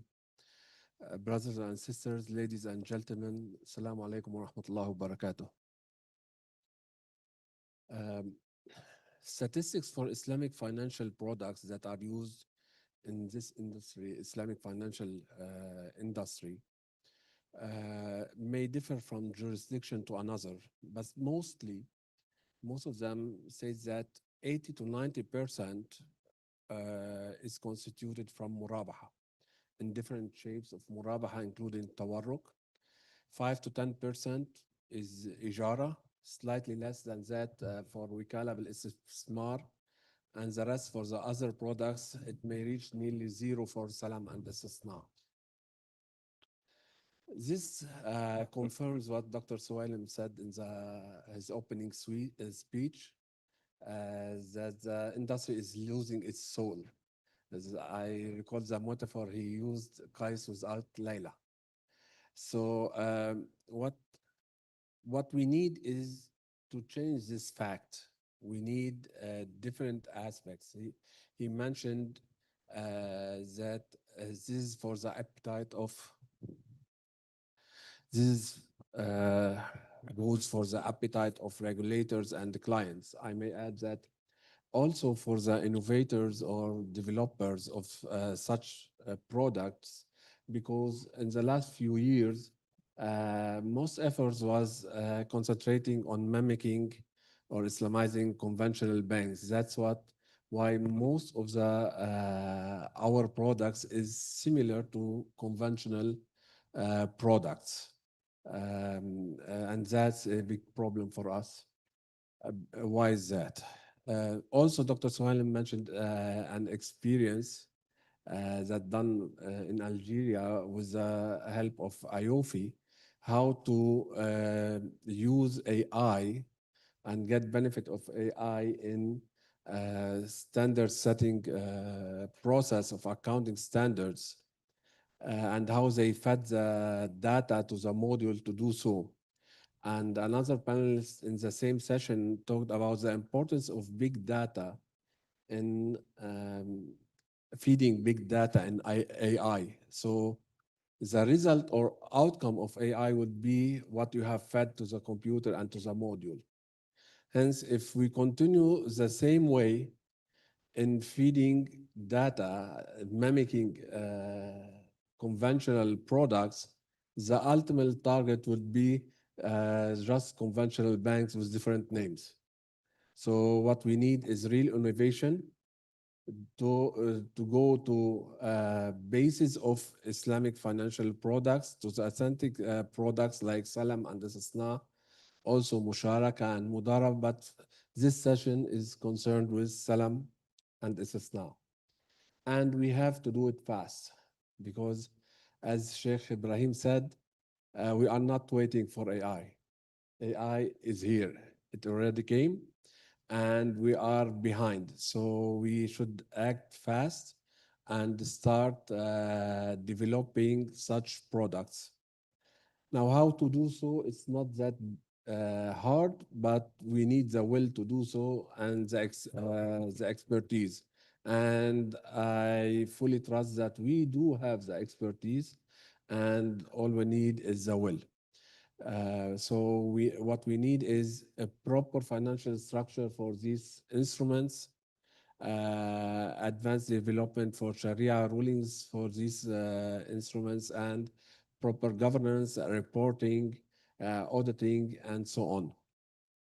For this, I will grasp the opportunity to have three distinguished guests with us here from different backgrounds to have their experience and how they can help in this area. And to have the most benefit of this session, we will try to leave a room for Q&As at the end of the session. So we'll try to limit ourselves for around 10 minutes for each panelist, distributed in 2 rounds of question. The first round would be one similar question for the 3, which is, in your institution or jurisdiction, what is considered proper Salam and Isna product, and what is the potential for future growth and development in these products? We will start with my friend, a former colleague of mine, and the accounting board member. He's an accounting board member in IOFI, and currently he's specialist in financial analyst in IDB. I mean, brother Hondamir. Kindly, let's start with you. about your experience for Salam or Istisna, and I know that you have some Istisna in IDB and this subject. Yes, Assalamu alaikum. Dear guests, it is a privilege to be on the stage and especially discussing the Istisna and Salam, which are, I would say, the major economic drivers, or should be the major economic drivers, because this is not about the credit risk, but it's about the real economic development, business development, both products. For example, if you take Istisna, Istisna is very different, and that's why we have two standards now. We have FAS 52 and FAS 53, because if you look at it, even making a coffee, making a coffee is Istisna contract, because you come to the coffee shop and they're making the coffee to you. At the same time, the projects like in Saudi Arabia, like NEOM, this is a major infrastructure project, which is for billion and billion dollars. It is also Istisna. So those projects are key economic drivers, and IDB is actually probably the main financial institution that that undertakes Istisna, and through Istisna it develops the social infrastructure, economic infrastructure in the member countries. So we have a hands-on experience on Istisna. So, for example, if you look at it, how IDB finances the infrastructure projects in the member countries, it is actually, the fundamental difference between the, AAOIFI and IFRS, or the way that IFRS treats such projects, is that it's a financial instrument. It's financial instrument. So everything is basically is down to the effective interest rate. However, in the case of IDB actually shares the construction risk. It actually is engaged in the manufacturing. That's why, for example, you have in our bank, you have engineers, you have procurement specialists. So IDB actually does take part in the actual construction of the projects. So if you look at it, so from the very beginning, we work closely with the member countries in creating their social infrastructure or economic infrastructure. So we're working on the procurement guidelines, on the specific procurement, on the milestones. So if you look how we are working with the member countries, is that we're actually following the construction process and we take the risk. So it is the major projects which take, for example, about 15 to 20 years to develop, like 5 years to develop, and then for the member countries for 10, 15 years to pay the price. So certainly for us, the new standards like 53 specifically is instrumental because, as you know, the first comes the phenomenon, and then fiqh follows it, and then accounting should follow the fiqh. So Istisna, unfortunately, today in the Islamic banking takes a very little share in the financing. So we have to take more steps to actually increase the share of Istisna, because this is where Islamic finance can be different from the conventional banking, And again, if you look at it,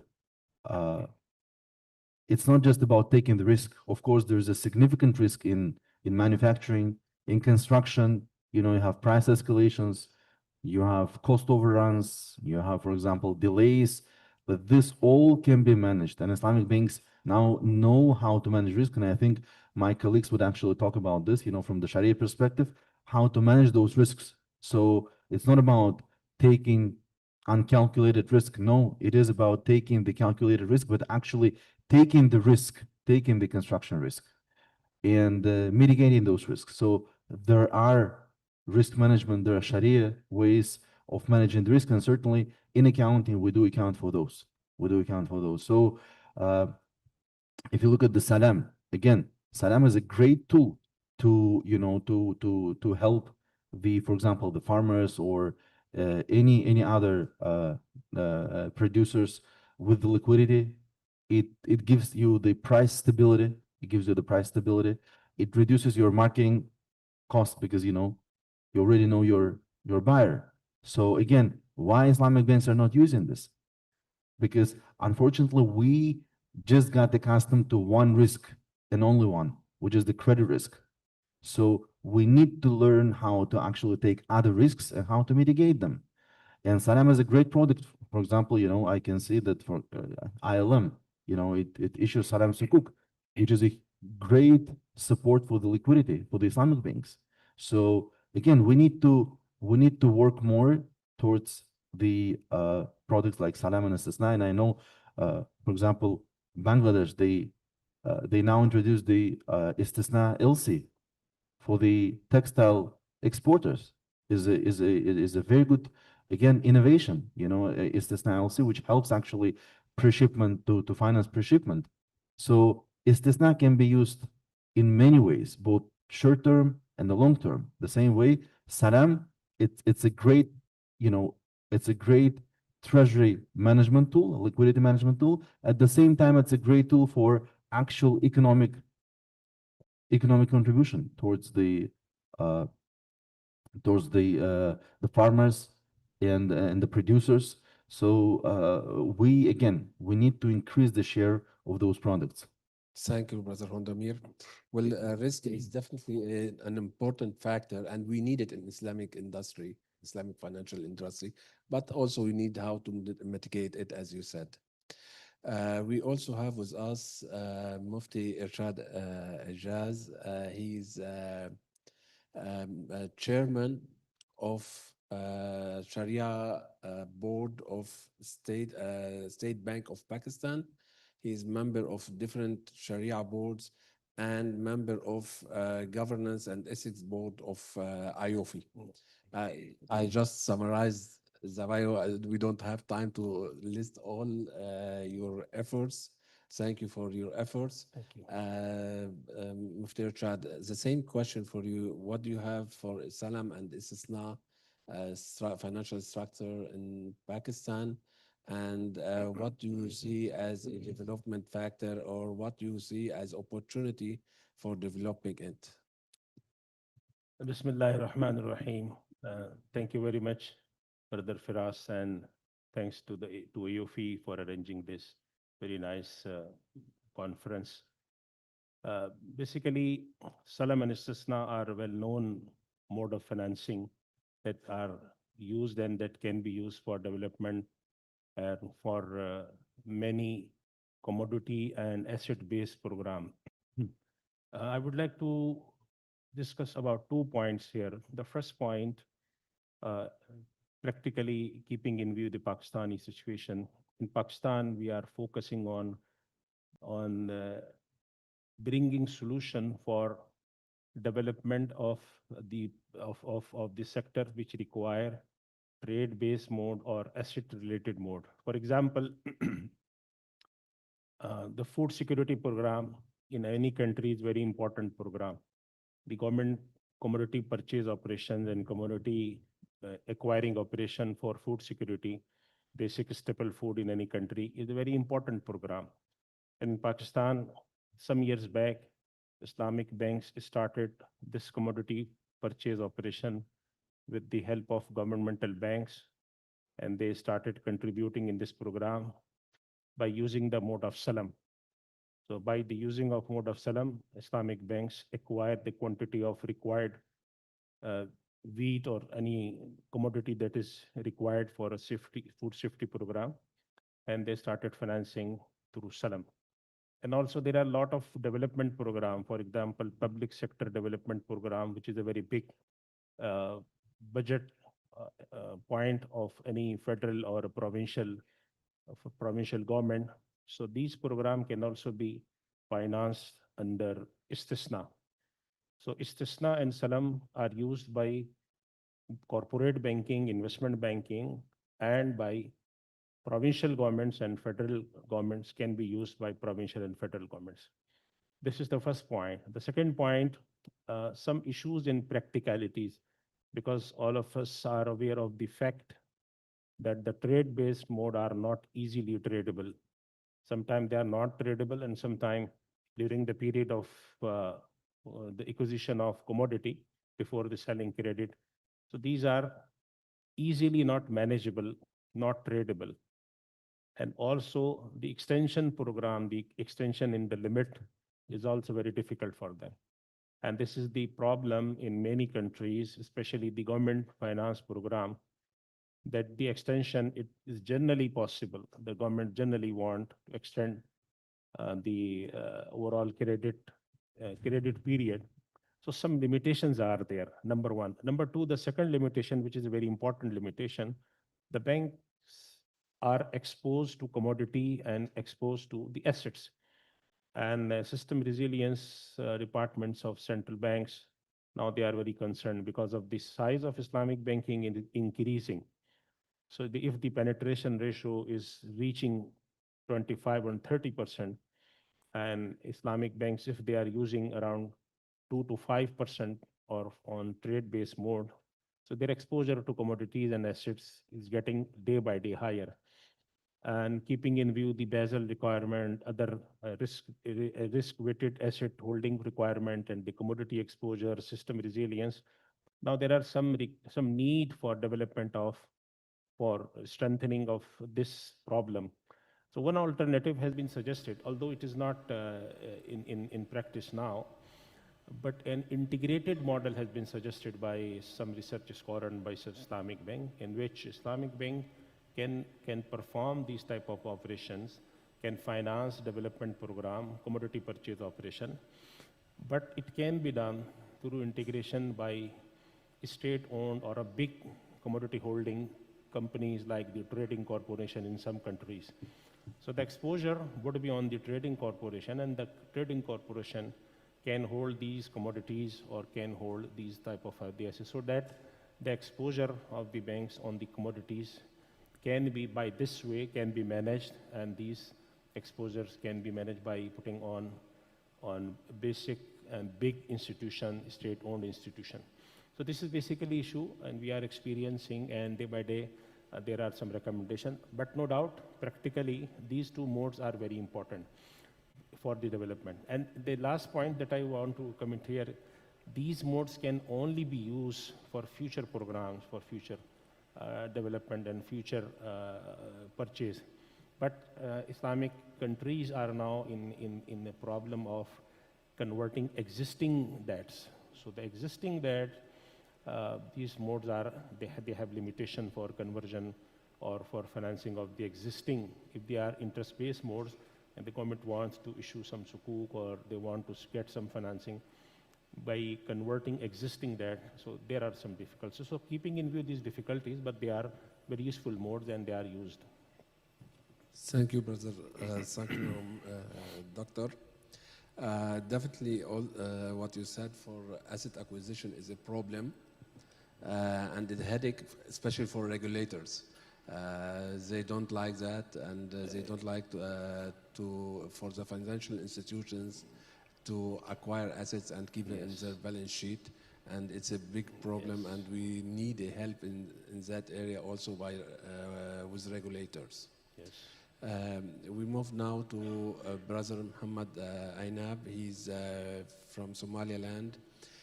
He's a Sharia advisor and compliance expert. He currently heads Sharia advisory in Soma Bank. Kindly answer the same question. As you mentioned yesterday, that Istisna has a bigger portion than zero, which in your country. بسم الله الرحمن الرحيم الحمد لله والصلاة والسلام على رسول الله وبعد. Thank you, brother Faraz Hamdan. First of all, I want to correct you. I'm not from Somaliland. I'm from Somalia. Yeah. Actually, Somaliland is part of Somalia. Yeah, Okay. it's northern parts of the country. coming back to the question, you know, we have an Islamic principle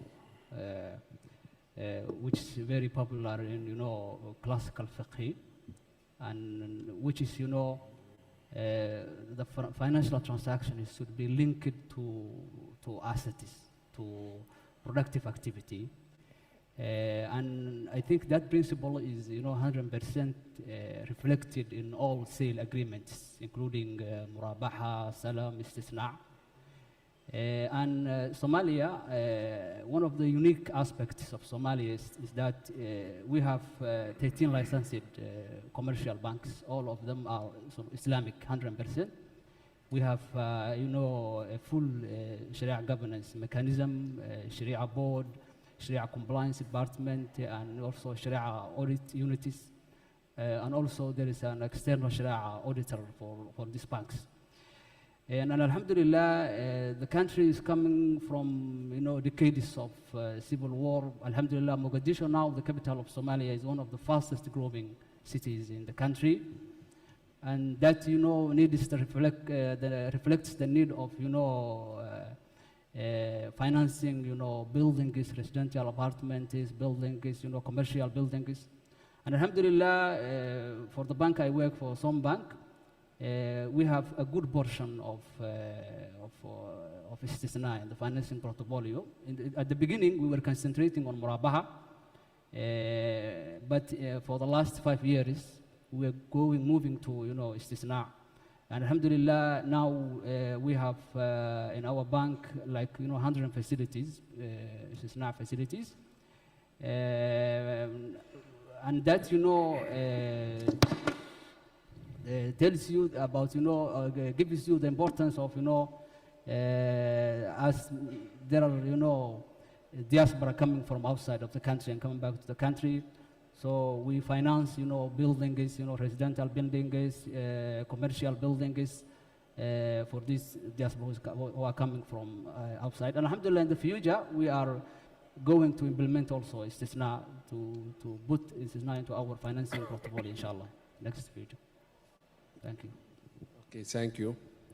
We'll keep with you also if you want to look for developing such products, and we want to look the role of Sharia on overcoming such obstacles that were mentioned earlier now. Yeah. You know, the Sharia, you know, sets the foundation for, you know, we have different types of contracts, you know. We have exchange contracts, musharaka contracts, partnership contracts, guarantee security contracts. So there should be, you know, for example, the Sharia board, as one of the most important factors in the Sharia governance, when they are, for example, approving products based on salam or istisna, they should also set, you know, guidelines for these products. Sometimes, you know, the management, if the Sharia board not put a guideline for any newly approved product, the management may face, you know, challenges. Also, there should be, you know, an internal mechanism, follow-up mechanism, where, you know, for example, the Sharia compliance units and departments, you know, should make sure that, you know, the management follow 100% the fatwas and the guidelines issued by the Sharia board.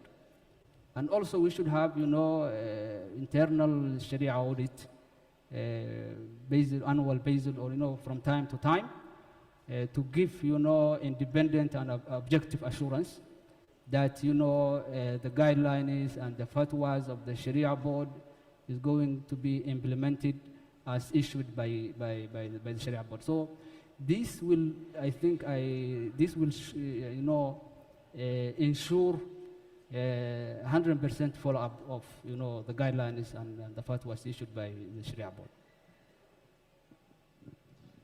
Thank you, Brother Ainab. We go back to Mufti Ijaz. We have two standards on Sharia for Salam and Istisna. What do you think? First, I will ask two questions together. First, do you think that there would be a revision or better development to help overcoming the obstacles that were mentioned now? And second, out of your role in governance board, do you think we need more governance, or there's a difference between the governance needed for these instruments from the ones that exist now? Basically, the Sharia standards cover the Sharia aspects. So, in my view, obviously there is a need for development of Sharia standard after 3 or 5 years. But majority of these issues are related to regulation and governance model of any country. So probably the Sharia standard may not cover all these issues which are especially related to, for example, some related are sort of related with taxation, some related with domestic regulation for commodity holding, and because of the structure of different regime. For example, in Pakistan, we have a structure of federation and province. In some country, they have the structure of federation, and they have single country or the concept of state and other. So because of these things, some domestic issues are sometimes become important. And secondly, so far as the governance board and governance guideline are concerned, yes, they can solve some of the issues. For example, they can set some parameter for the risk management and the commodity holding and other requirement. But it is basically the country's appetite for risk and their readiness for conversion and their readiness for taking the exposure for Islamic financial institution. And some countries, they are ready and they work for that. And some other countries are not ready for that, and they want to comply strictly with international standards and some documentation. And the third issue that we are facing, and we think that there is an issue. Generally, the banking, the central bank and banking companies' laws in every country are very old, around 50 years or 70 years old, or maybe 40 years old. And Islamic banking, if we say the modern age of Islamic banking, is not more than 30 years. So majority of the banking laws, still they lack coverage of Islamic modes and Islamic risk and Islamic financial features. So unless we change the existing legal structure, for example, the prohibition for commercial banks to hold the commodity. And now there is a requirement to permit them under strict regulation so that they can work as a trading house or as a commodity financing entities. And in Pakistan, we have conducted a legal gap analysis. So this legal gap analysis showed us that there is a requirement for changing in around more than 25 laws that deal with banks, banking companies, corporation, and also the arbitration law, banking companies law, and other laws, and taxation laws. So I think in coming years, when this need is now felt in everywhere, so I hope that after bringing these type of changes in legal structure and permission of the central bank laws and banking companies laws, things become a little bit easy. And obviously, because of the system, financial system resilience and financial system protection, the strict control and strict laws are required so that the banks are not exposed to greater risk. But along with this, there is a requirement for giving banks room for catering this basic features and requirement of these Islamic modes. I think in coming future, around 5 to 10 years, hopefully many of the problems ultimately being felt at international level, the solution may come either from governance board of IFSB and of institution like that, hopefully, inshallah. Thank you, Mufti Ijaz. I see that taxation is a common issue in different countries. Yes. And laws are rigid. It's not easy to change. Yes. But also at the same time, waiting for 10 years to change and help, hopefully. And with the presence of AI, during that time, I think robots will be sitting instead of us and trying to solve the matter. So I don't know how to do it with authority, but I think it is a common problem in many countries, including my country. We have a big issue in taxation and the legislations that are there. We try our best to have impact on law and regulations, but as you said, it's rigid and it's slow.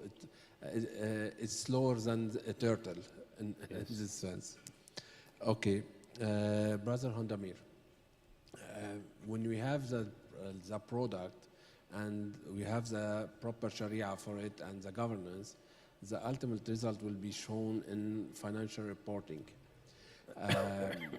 AAOIFI already have two standards for Salam and Parallel Salam, Istisna and Parallel Istisna. And now they revised them and issued two exposure drafts in this sense. What do you see the major differences and main topics of interest in these two standards? Yes, let me just maybe join Brother Irshad, and you know, we all complain that banks only deal with murabaha or even commodity murabaha, but if you look at it, you know, why Istisna and Salam is not there is actually, there are two reasons basically. One is the regulator, because if you look at the Basel requirements or any equivalent requirements in any central bank for the capital adequacy, you can see that murabaha, if it's collateralized, for example, there's a very little charge on the capital. Whereby if you look at the istisna, where you actually have to take the real asset risk, or commodity where you have to take commodity risk, or musharaka where you have to take the entrepreneurship risk, or partnership risk, then there is a huge charge, capital charge. So certainly, the regulators need to change that approach so that Islamic banks are encouraged to use istisna and salam. Second is that unfortunately, many banks, they only know how to work with money, so they are not accustomed to taking any other risks. So if we really want to increase istisna and salam, we need to actually change. There should be a so it should be a mindset shift and also the regulatory change. Now, in terms of the accounting, so as you know, we had FAS number 7 and FAS number 10 for Salam and Istisna. They were developed back in 98 and 2000.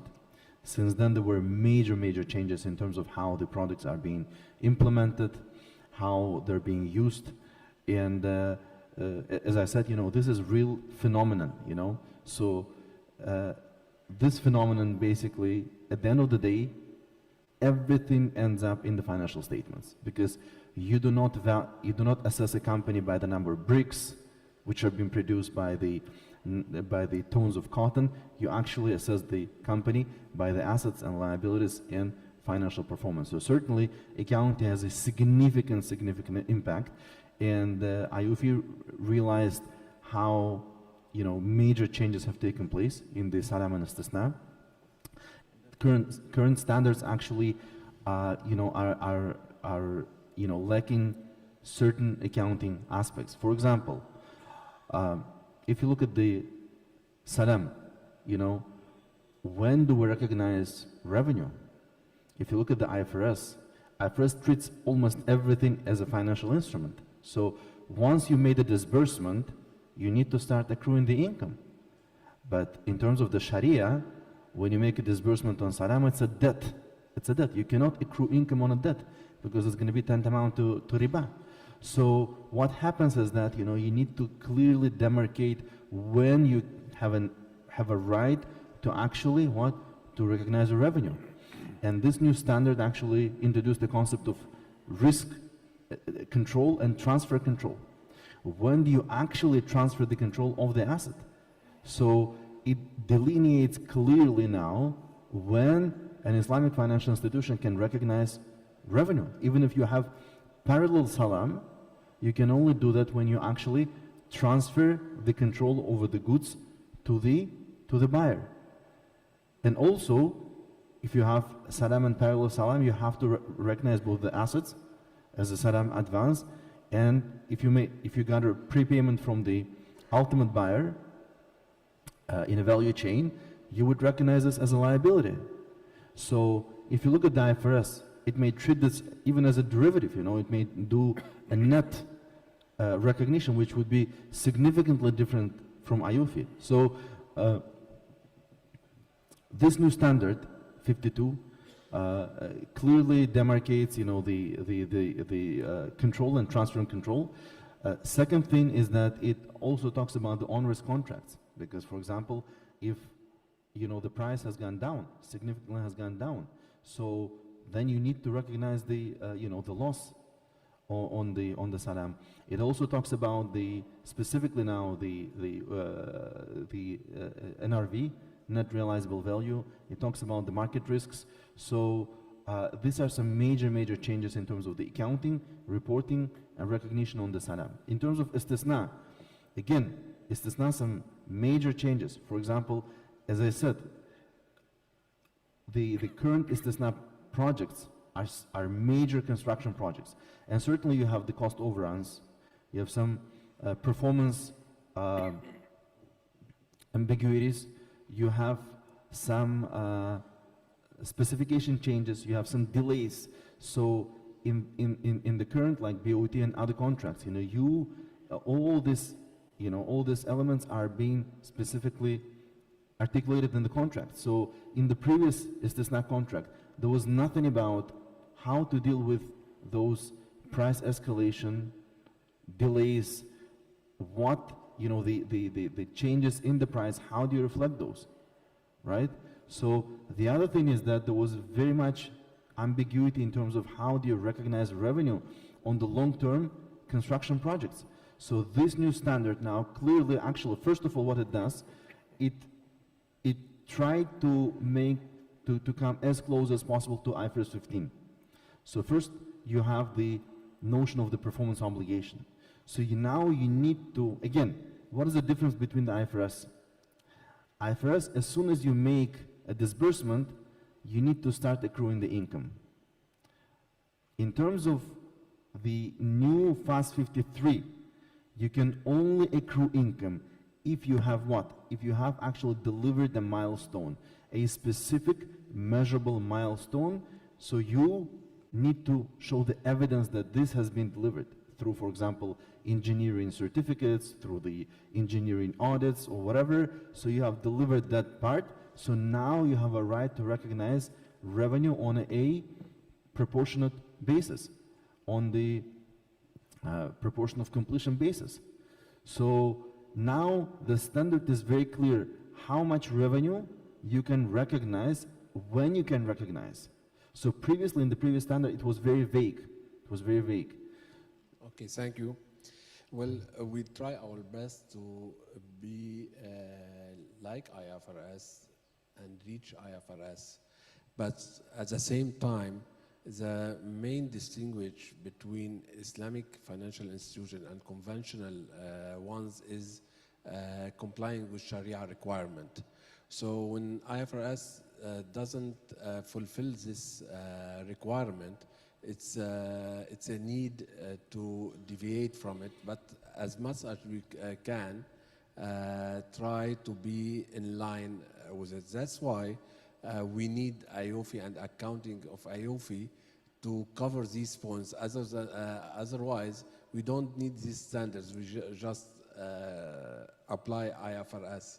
So that's a good thing. And in Islamic, it all goes to revenues recognition. So most of the time, what delay standards setting for accounting is to agree with Sharia board and Sharia committee how to treat the revenues, because this is a major and most significant part in this sense. Okay, before we start questions, I have a question. You mentioned salam and parallel salam. istisna and parallel istisna. Some people, I am one of them back days, said that we use them to hedge. So parallel salam is hedging for salam, and parallel istisna is hedging for istisna. Now my opinion has changed. What do you think about it? Anyone care to answer? Look, from a perspective, from accounting perspective, and actually from the product perspective, look, there is nothing wrong when the bank wants to actually manage its risk. That's first. Second, now we need to really look into it. Yes, we do manage that risk and we do hedge these risks, but in terms of even the Sharia and in terms of the accounting, these two are completely separate contracts. The salam contract between the bank as a buyer and the contractor, and the parallel salam contract between the bank as a seller and the ultimate buyer. These are two separate contracts. So actually that's a very good point, because IFRS looks at it as one, because they're looking at the economic substance. For them, they're looking at the economic substance. But in terms of the AAOIFI, it tells you we cannot only look at the economic substance, we need to look at the legal structure. Legally, even if, for example, even if the contractor fails, Islamic Bank still has to deliver. So you have a risk, additional risk to deliver products that you don't have because the first contract failed to fulfill. Yes. That's why I'm saying I changed my mind about hedging using these parallel instruments. Anyway, thank you for this discussion. We open the floor for questions. Mike?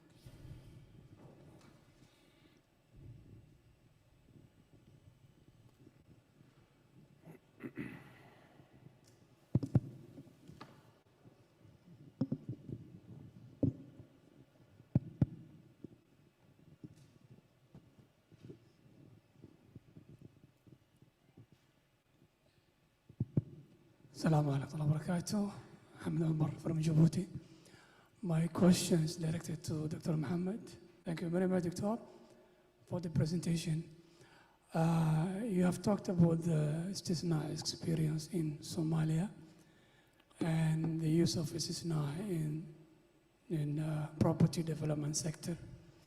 My question will be first, what are the potential challenges in terms of dispute resolution? We know that Somalia now is recovering and is in reconstruction process.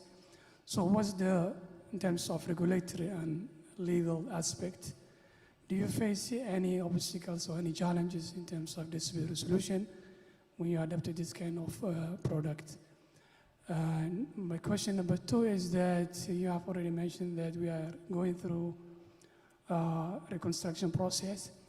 What is the possibility of using istisna product in a greater scale, for example, for the infrastructure project by the governments or big organizations rather than the retail sector? Thank you very much. Okay, Dr. Annab. Thank you, brother. One of the biggest challenges we have really faced is, banks are not mostly experienced in, the verification of the quality. So sometimes, the client requests something and maybe the product may not align with the specifications requested by the client. So that's one of the, challenges that we really have faced in real world examples. And also delays from the contractor sometimes. The contractor may not deliver for example, the apartment on time. And also, as you said, our regulatory framework is not set 100% yet. So there are no, acting laws, governing, istisna. So I think these are in Somalia the most two challenges we face, The banks are not yet, experienced in, as we are new also to this sector, banking sector. For the last 15 years, banking sector itself is new in Somalia, actually. I think I have answered the. Okay, yeah, thank you very much. Questions?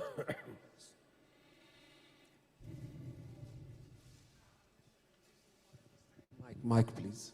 Yeah. There was a second part, I think, in the question, which was, so what is the possibility of that product being utilized in a bigger scale in terms of government infrastructure products, Yeah, really there is a big potential for that.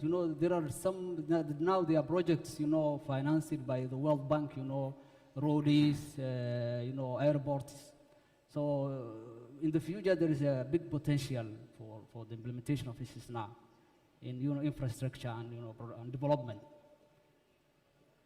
Okay, thank you. Brother? Assalamu alaikum wa rahmatullah. My question is probably more appropriate for the previous session, but I'll ask it regardless, specifically because one of our respected panelists referred to the experience of coming out of civil war, and also our respected moderator is from Lebanon, which also has a similar experience. So basically, my question is regarding the use of Islamic finance in war-devastated regions, like in reconstruction projects. And specifically, we have modern examples of, for example, Gaza, South Lebanon, Syria. So basically, I apologize if my question is a bit too general or abstract, but my question is that how can, in your opinion, Islamic finance and Islamic financial institutions lead the way in these reconstruction projects in war-devastated regions? And also, what are the particular products which we can look towards, which will help us as an industry in this? And who do we look towards? Like, do we look towards the Islamic Development Bank or to regional banks? Or do we need other type of institutions like microfinance, P2P lending? And the other question, do we actually have a framework which can help Islamic finance to actually lead these reconstruction projects? Thank you. Okay, thank you. Well, I'm from Lebanon, so you are asking about Lebanon. I'll start answering one part of this. We need help in developing and replacing what was demolished. But till now, it didn't start because we are, as we say, under siege till now. So we are not allowed to develop. And you said, who can help? Anyone can help. Any country, IDB, anyone is welcome to help in this sense. Yes, since we are going for construction, ISDB will be perfect for us and using it in Islamic banking to aid in this, and IDB may play a major role in that if laws permit. So it depends on the laws and regulations that are set between different countries and the agreements that can be done. As Mufti Irshad said, it all stops as the edge of the law, and law is rigid and it needs time to change. But need is the mother of innovation. So since we are desperate and in great need, maybe that will lead to have a quick change in laws that can aid in that sense. Another question? Assalamu alaikum.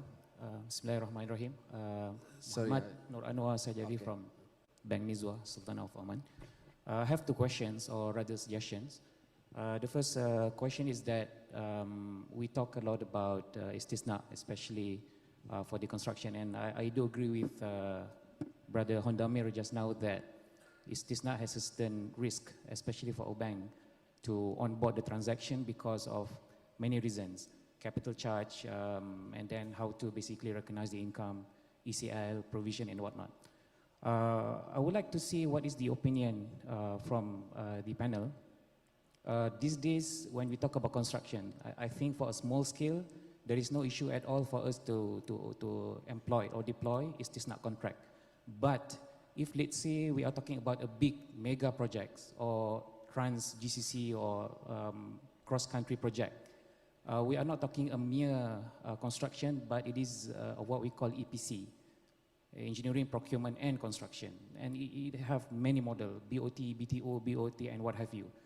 So in this regard, I think it is or could be worth for IOFI to perhaps comes up with a new Sharia standard, what we call muqawala. Muqawala is basically a civil coded approved law in any GCC, and that is also compatible with English law and Anglo-Saxon law, and also it being recognized by IFRS 9 as well. So rather than pushing Islamic Bank to basically use ma'yar on istisna, perhaps it is worth to look into muqawala as a new contract related to the syndicated financing on IOFI Sharia Standard number 24. That's one. Number two, on salam. Salam, as what we know, Sharia Standard number 10, it is related to crops mostly. But these days we are dealing with many things, ma'adin, al-hajar, al-karima, and what have you. Do you think that we should also develop a new Sharia contract to deal with this type of thing, including, for example, rights on AI, on the basis of istijrar? Because istijrar, within that istijrar, we can have many contracts within murabaha, musawama, bay'ul wadi'ah. Then, you know, it basically amplify and enable Islamic banks to do more innovation in terms of product structuring. Thank you. Thank you. We have two questions here. I think first one for Brother Hundamir, if I'm not mistaken, because he's talking about muqawala. Doesn't it fit in under istisna with contracts? Because if you work with contracts for long terms and you have different layers and different phases, I think you can cater for what you said, revenue recognition on the time. Yes, what the colleague has mentioned, you know, on muqawala basically is a contracting, right? So, look, again, istisna is a contract which gives you a lot of flexibility, even for the mega projects. What can be done, as an example, you know, you don't have to actually treat one mega project as one istisna contract. You know, you can split or segregate that mega project into various istisna projects, which you look at them individually, because as you said, you know, for a mega project there are significant risks which are not there for small projects. For example, you know, if you're producing bricks, you know, your working capital time is, for example, 3 months. But when you're doing the mega project in any country, it could be years. And it's not just the years, it's about the cost overruns, right? So you may not estimate the cost correctly, the price could escalate, inflation. Also, the interest rates are going up. You know, interest rates are going up or could go down. So all these are risks which you need to actually control. That's what we have in the standard and notion of onerous contract. Now, how to deal with this? You know, as I said, you know, what you can do, you can split this into various istisna contracts. So every major milestone you can treat as a separate istisna contract. So this way you significantly reduce the risk. But again, you reduce the risk. You do not completely erase the risk, because this is the difference between the Islamic banking, which takes risks additional to credit risk, whereby in the financial institution, in the conventional institution, you take only the credit risk. Because in Islamic finance, you actually are exposed to, at least to some level, to other than credit risk. So you have to take that risk, but you have the mechanisms of managing those. So as I said, you know, you can split those into different, milestones, to different istisna contracts with different terms. Okay, thank you. Dr. Ijaz or Dr. Ainab, if someone care to answer the question about salam and istijrar. See, for salam, yes, salam is possible for many products, not only the agricultural products, because the basic condition for salam is homogeneity. And al-ashya al-misliya, fil-ashya al-misliya salam yumkin. So for some industrial products, it is also possible. But for so far as for precious stone and other, it may be a little bit difficult because they are not generally, they are not homogeneous in nature. But yes, salam and istisna and istijrar and other modes can be used. We are here basically discussing salam istisna only. We are not discussing the possibility for any project, because the possibility for any project or for a construction project it is possible under istisna, and it is also possible some of the possibilities of istijrar and some of the possibility of ijara and some hybrid nature of the product like murabaha and diminishing musharaka. So all these are possible. We are here just exploring what the possibilities of salam and istisna. Yes, your question is absolutely right, that the muqabala and other can be salam and istisna, and along with istijrar and other what can be used easily. Thank you. Is there a question? Yes.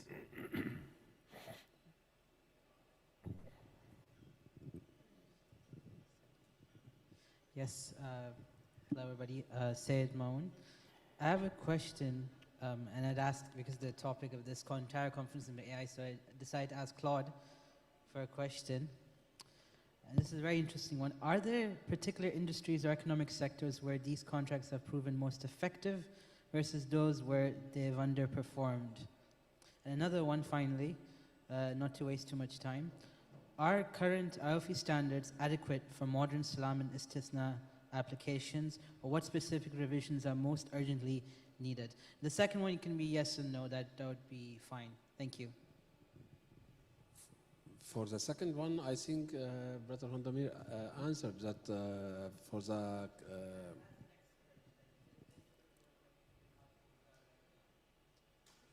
current exposure draft is very adequate, and it caters for all the points required from accounting point of view. If you want the answer, yes, it covers it as accounting. Sorry, Mike? I'll repeat it again. The first one. Are there particular industries where salam and istisna contracts have proven effective versus others where it's been like underestimated? That's what the question's about. No, did not get what he's saying. Salam istisna, just Yes. Can you speak a bit louder? The first question I asked was what industries particularly where like these contracts have worked very well versus other industries where we thought it would work, but it's been disappointing. See, Islamic banks generally use salam and istisna, where Islamic bank become the buyer of the commodity.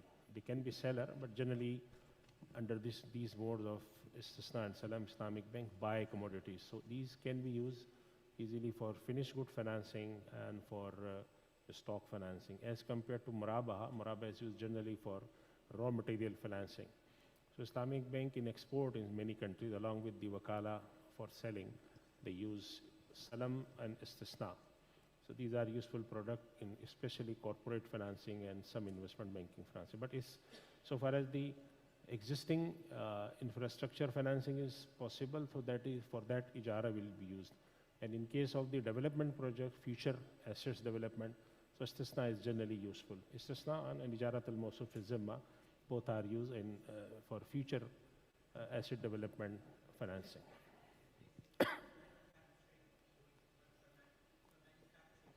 Manufacturing and anything that is manufactured or constructed, both are possible. Because when we use the word manufacturing, we generally think there's something that belongs to only industry. But istisna can be used for construction projects, for industrial projects. So both are possible. Okay, thank you. I think we have one more question, last question. Assalamu alaikum. This is Dr. Noman from Pakistan. Okay. So last two questions. Yeah. And we'll stop. Thank you very much, and we are thankful to this panel. for a wonderful discussion on istisna and salam. Yes, istisna is being used by the Islamic financial institutions, but we are seeing, we are not looking, and we can say the industry is not considering the use of istisna sukuk, especially in development projects. And these development projects, we can say, uplift the society, especially in development countries. So what steps should be taken? Okay, so your question is about sukuk istisna. Yeah. Istisna sukuk, basically, for the development of society, for the development of private and public enterprises.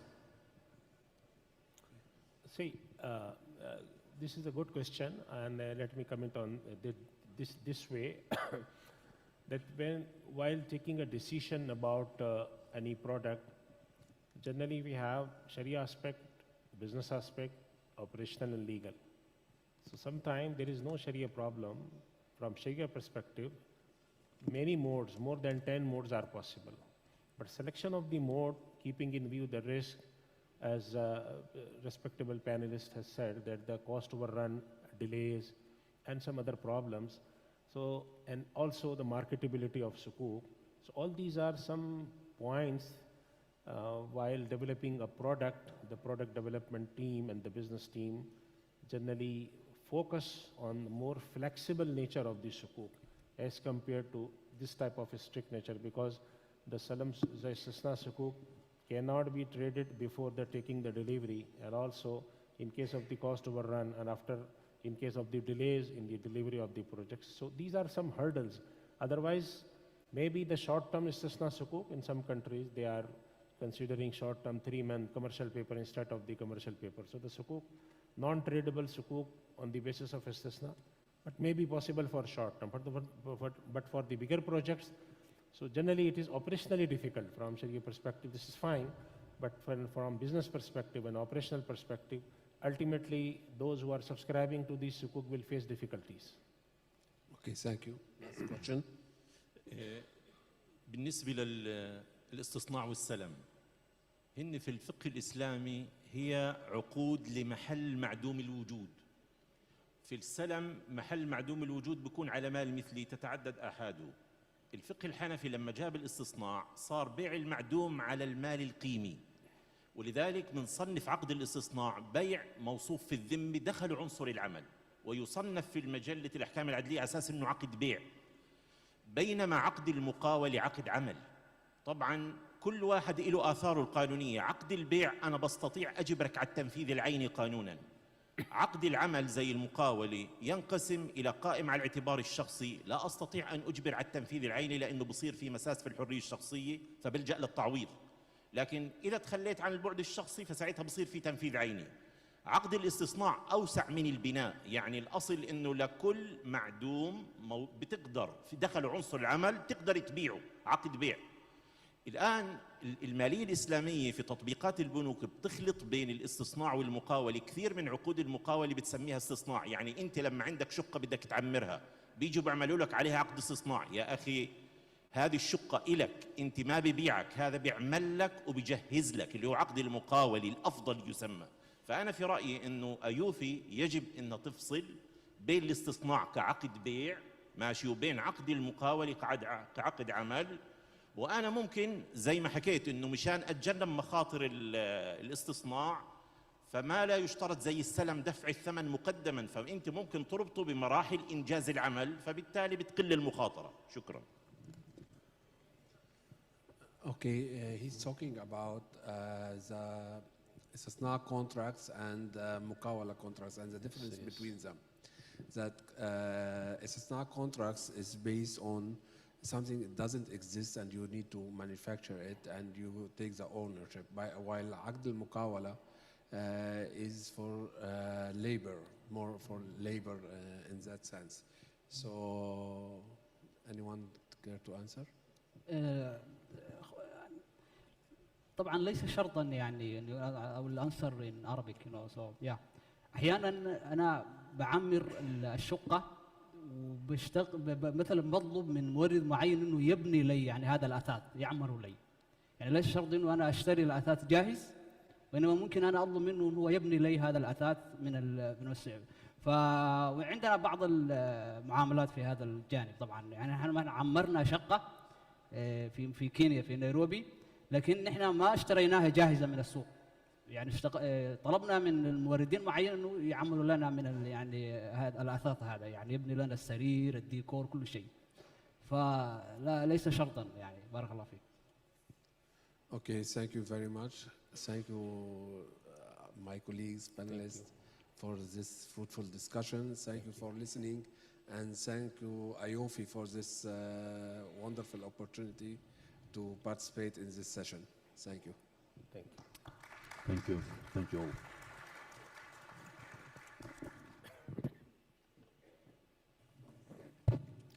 Okay, so this concludes all the sessions of this conference. And let me take this opportunity to sincerely thank the chairperson, Mr. Faraz Hamdan, and our distinguished and esteemed panelists, Dr. Muhammad Ainab, Mr. Hondamir, and Sheikh Irshad Ijaz for sharing their thoughts with us today on this topic. I also want to thank all of you for your active participation. We need to have a group photo.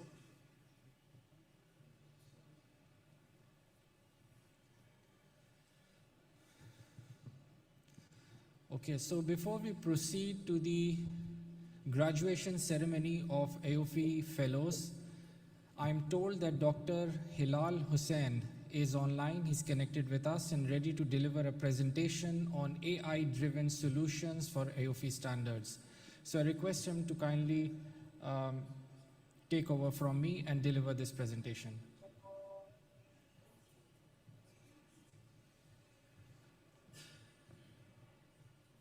Assalamu alaikum jami'an. Can you please hear my voice?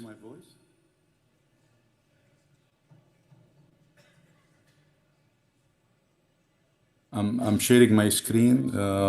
Can you see my screen?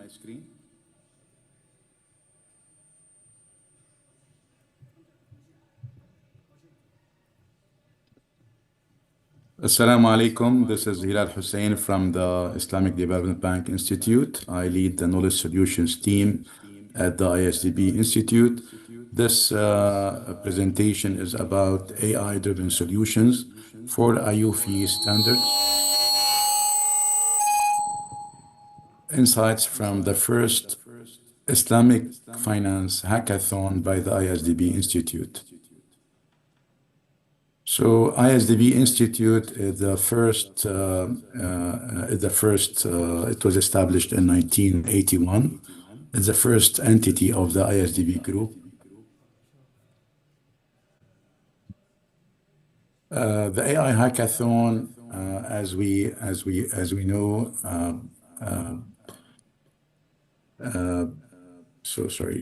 So the Islamic finance industry is evolving rapidly to meet the needs of a dynamic global economy. However, the practical adoption, automation, and the standardization of financial accounting standards, FAS, remain a challenge across different jurisdictions. At the same time, AI is transforming the way financial services are designed, delivered, and governed. The objective of the hackathon is to come out with AI-powered solutions tailored to make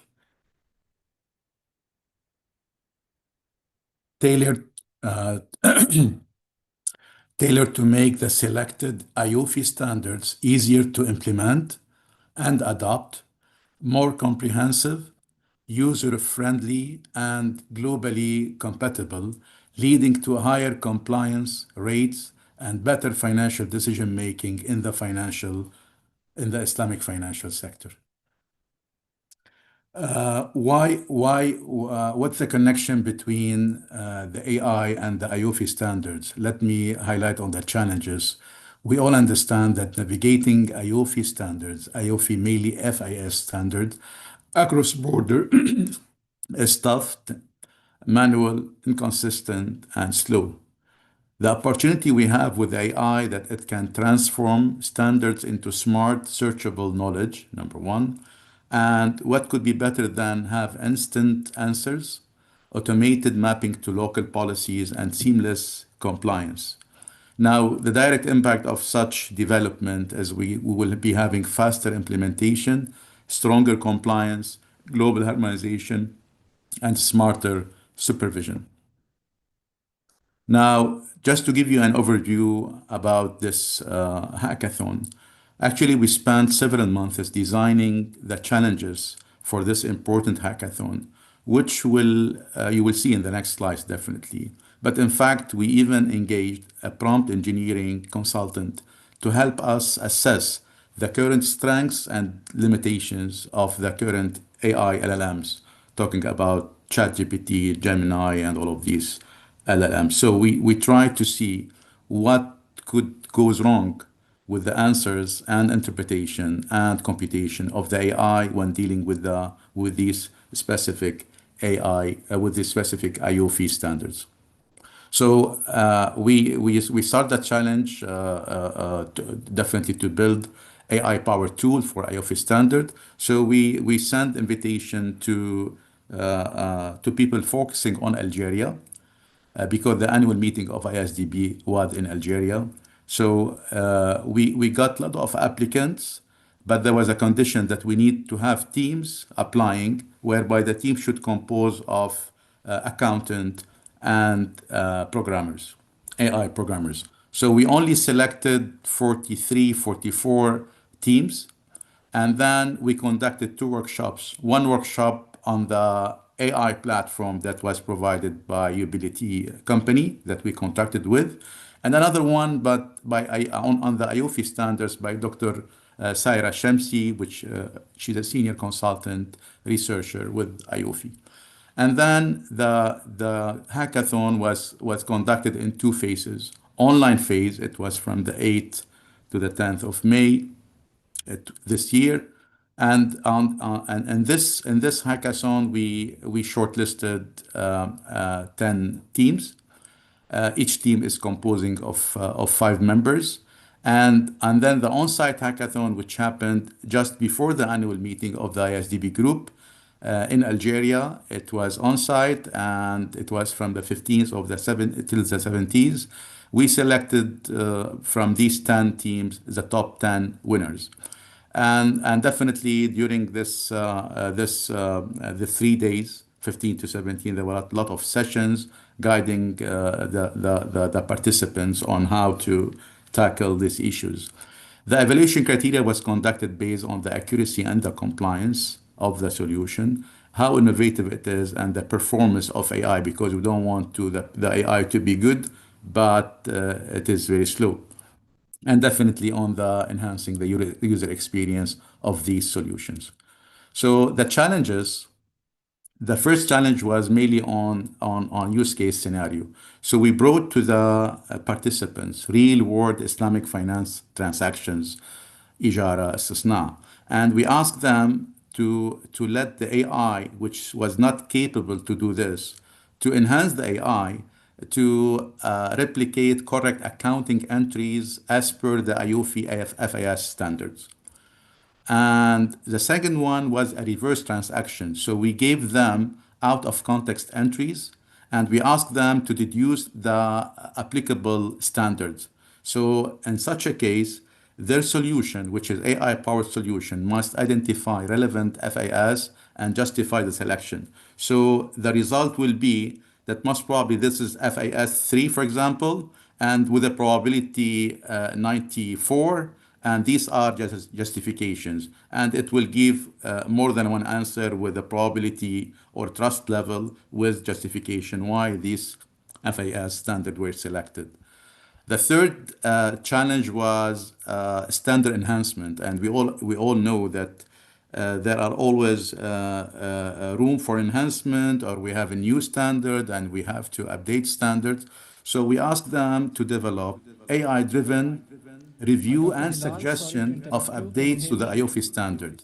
So it's a sort of a multi-agent system, multi-agent AI system that work together. One AI will be monitoring if anything that can trigger any change in the standard. And if so, it will give this message to a group of agents, AI agents, that will do the analysis and check how this will impact which standard. And then the result will be given to another group of standard. Think of it of having 3 rooms, right? And so the result will be going to the second room, whereby there will be AI agent trained to suggest changes on these standards, either deleting or introducing new standards, and so on and so forth. And then the third AI, third room, where they have other AI agent, they will look at the suggestions and they will say accept or reject. And if in any case they think that they don't have the capability or they have a doubt about their opinion, they will ask for human expert intervention. So this is the third challenge. The fourth challenge was very interesting because we ask everyone to look at all the work they've done in the first, second, and third challenge, whereby they came out with a lot of skills by their AI agent, and we tell them to come out with a solution to one of these issues, either product design or audit or fraud detection or cross-border compliance. So the fourth one, with a very good solution, leveraging on the work done in the first, second, and third challenge. Alhamdulillah, we were able to get excellent solutions by the 10 teams, but we have to go for the top 3. So during the 19th ISDB Global Forum on Islamic Finance on the 20th of May in Algeria, on the side line of the ISDB group annual meetings, we got the 3 winners, where the first winner got 10,000, 7,000, and 4,000 for the second and third. What set them apart is that they're technically very brilliant, intuitive, clear user experience, clear path for real-world deployment in financial institutions. Remember, we started only with 4 standards, 4 FAS standard from AOFI. The intention was to test the capability of AI, whereby we do further development. So we took the AI out of the box and we develop on top of it to enhance it further, to be able to be tailored to the need of the AOFI FAS standard. But this is not the end of the story, because we start from there as a testing, and then we are very confident that what we have at hand now, it can scale up to all AOFI standards, and maybe it can go beyond AOFI standard to work on other standards, which is a global problem for all standards. And I think now AI is capable to do this. This is the end of my presentation. Thank you very much. Wassalamu alaikum wa rahmatullahi wa barakatuh.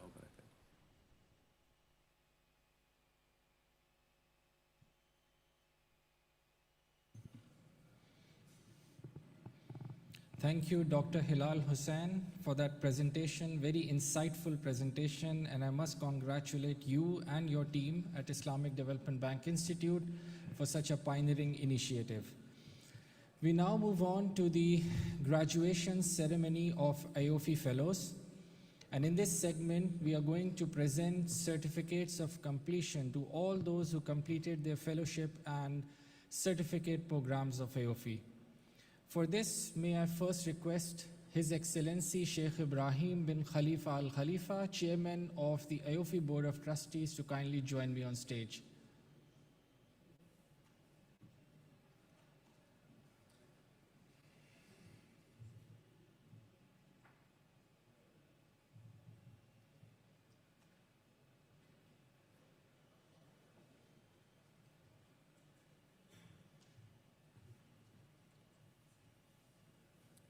السلام عليكم ورحمة الله.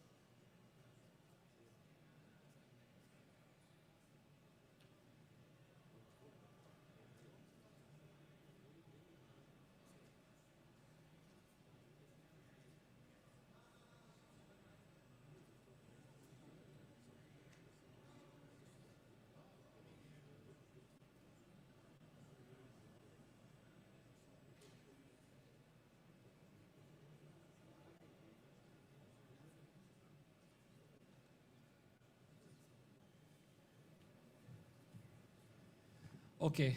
Now I'll request all the fellows to kindly find their way to the stage one by one as I call out your names.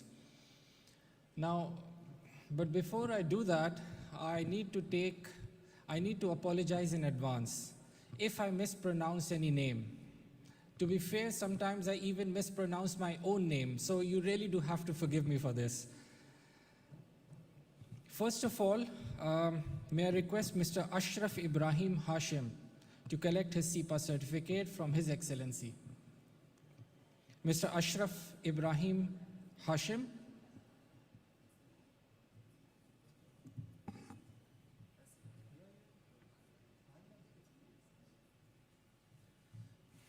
Okay. May I request Rafat Saeed Mafarja to collect his SEPA certificate from us.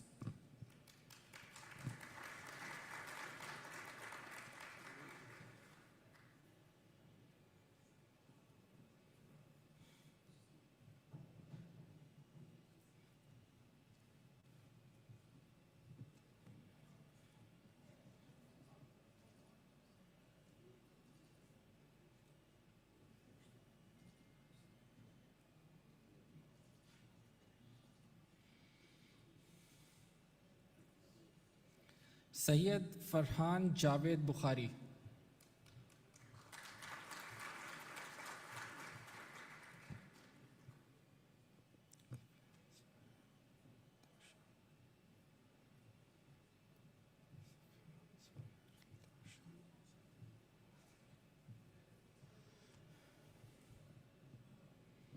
Mr. Sayyid Farhan Javed Bukhari.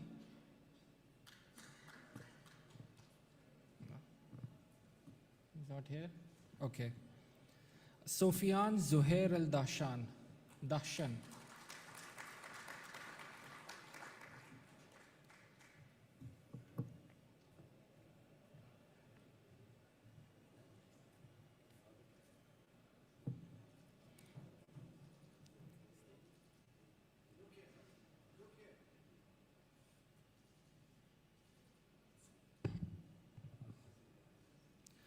Umar Usman Shehu.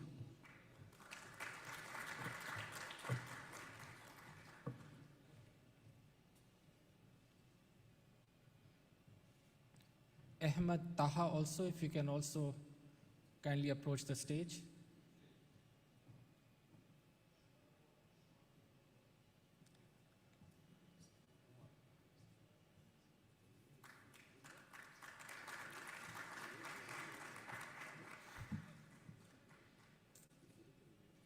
Ahmed Taha.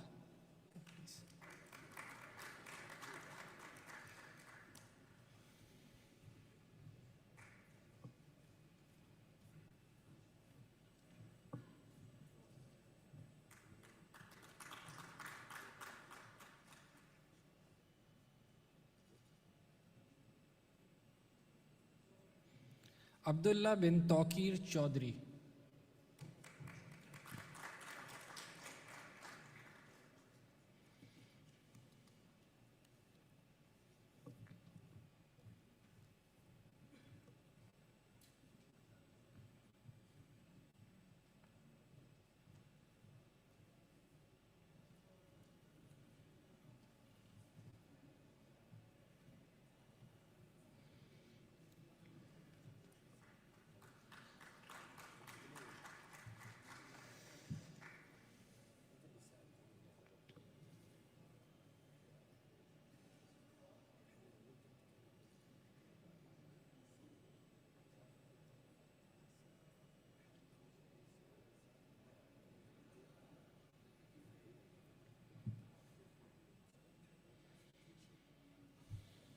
Abdullah Muhammad Abdul Rahman.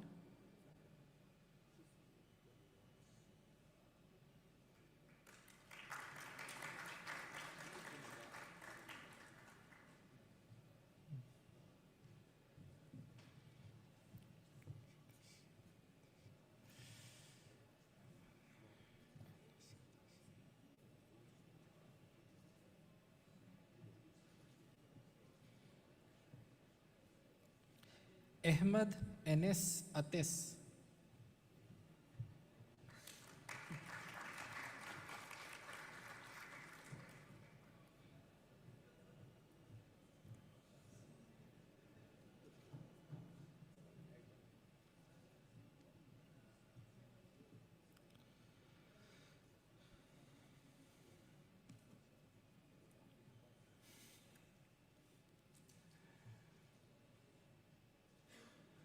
Muhammad Sulaiman Al-Faqih.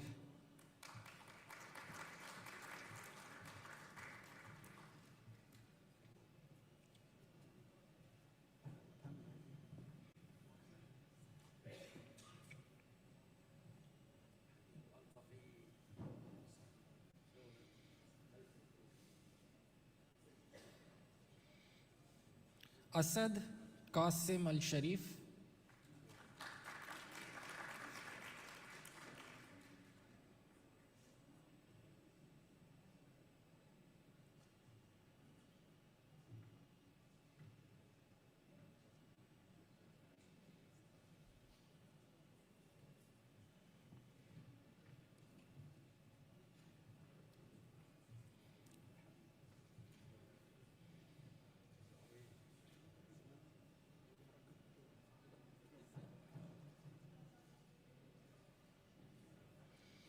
Saeed Abdul Ghani Mahmood.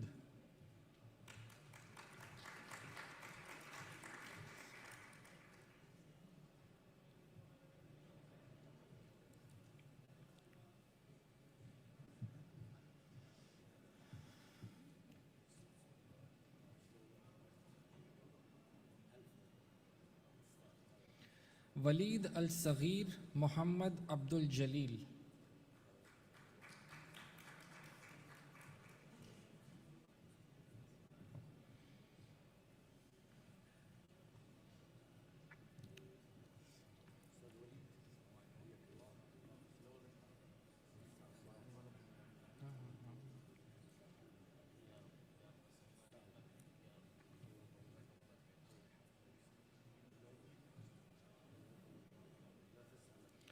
Salah Dan, I think.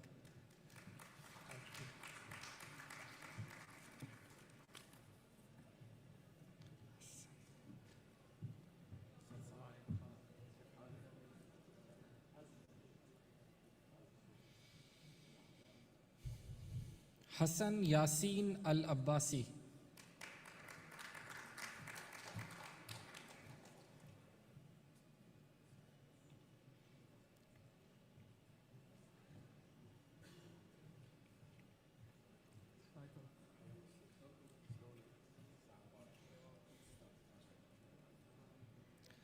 Muhammad Ali Muhammad Abdul Majid.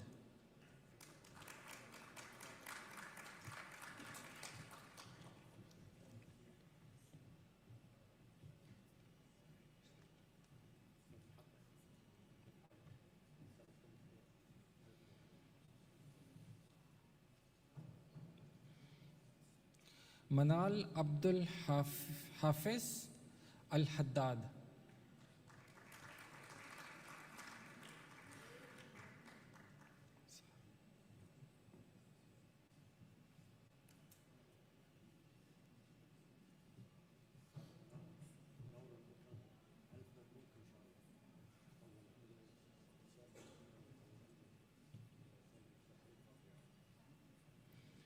Ansar Waliullah.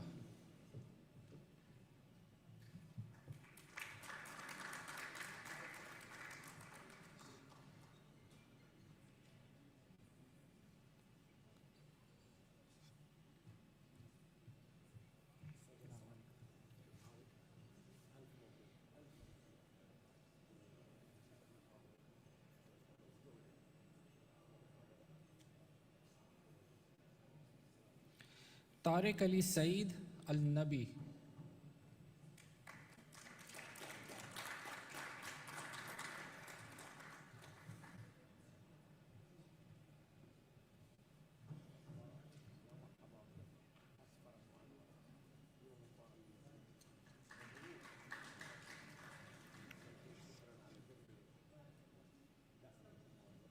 Muhammad Saad Salim.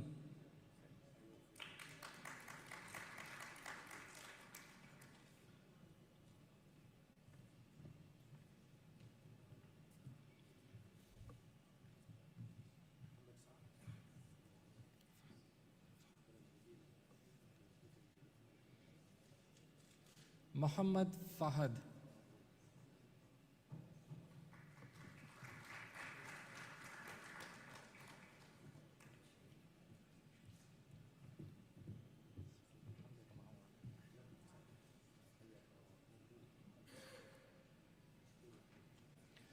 Muhammad Said Titoon Al-Rashdi.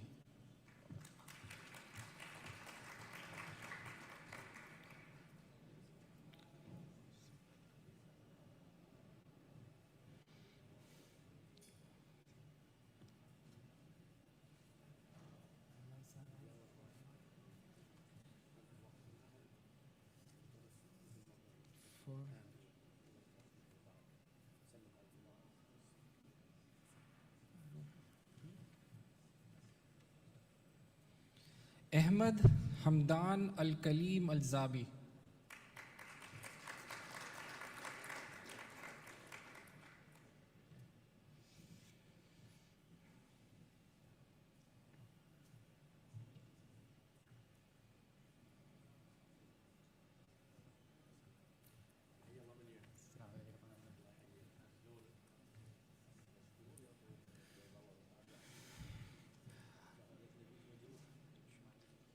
Abdullah Aijuli, I think.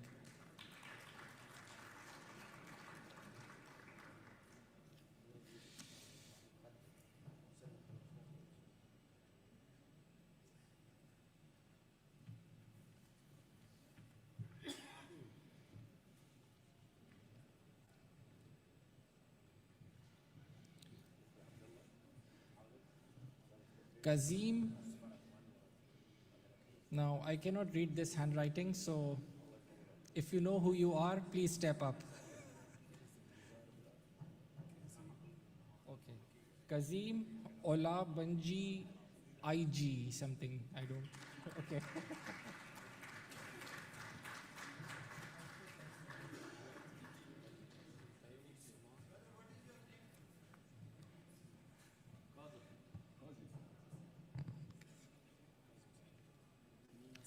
Amina Saleh Salim.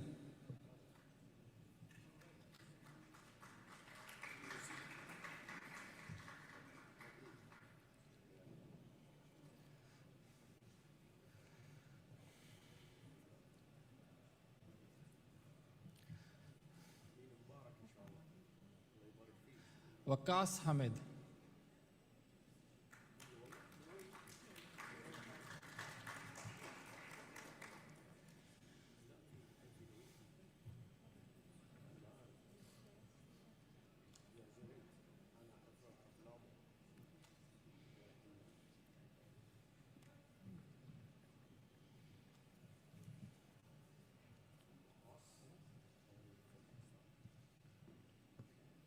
Fawad Azim.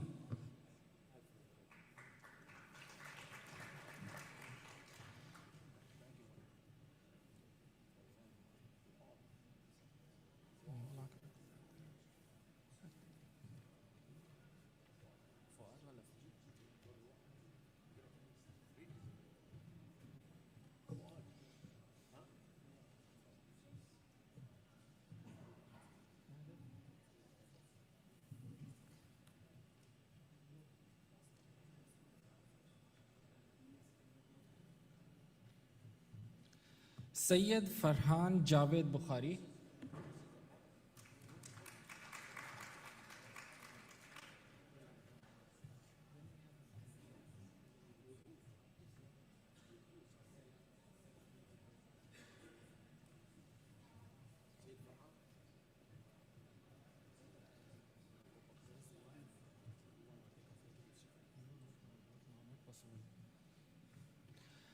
Okay, before we conclude, there is one signing ceremony still remaining, signing agreement between AAOIFI and Selani Welfare International Trust. May I request Mr. Muhammad Madani Raza to please join us on stage.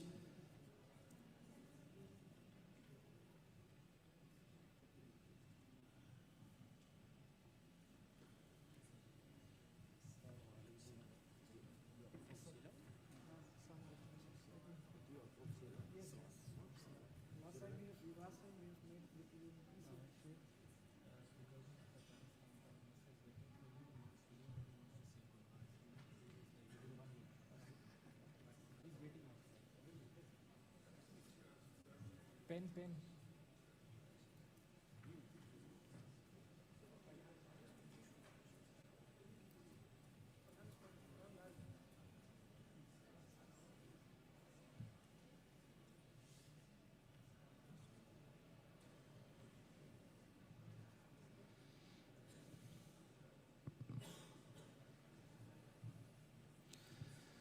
Okay, so with this, we now conclude the 20th AAOIFI-IDB Islamic Banking and Finance Conference. And I must once again take this opportunity to thank all the institutions who were instrumental in making this conference possible.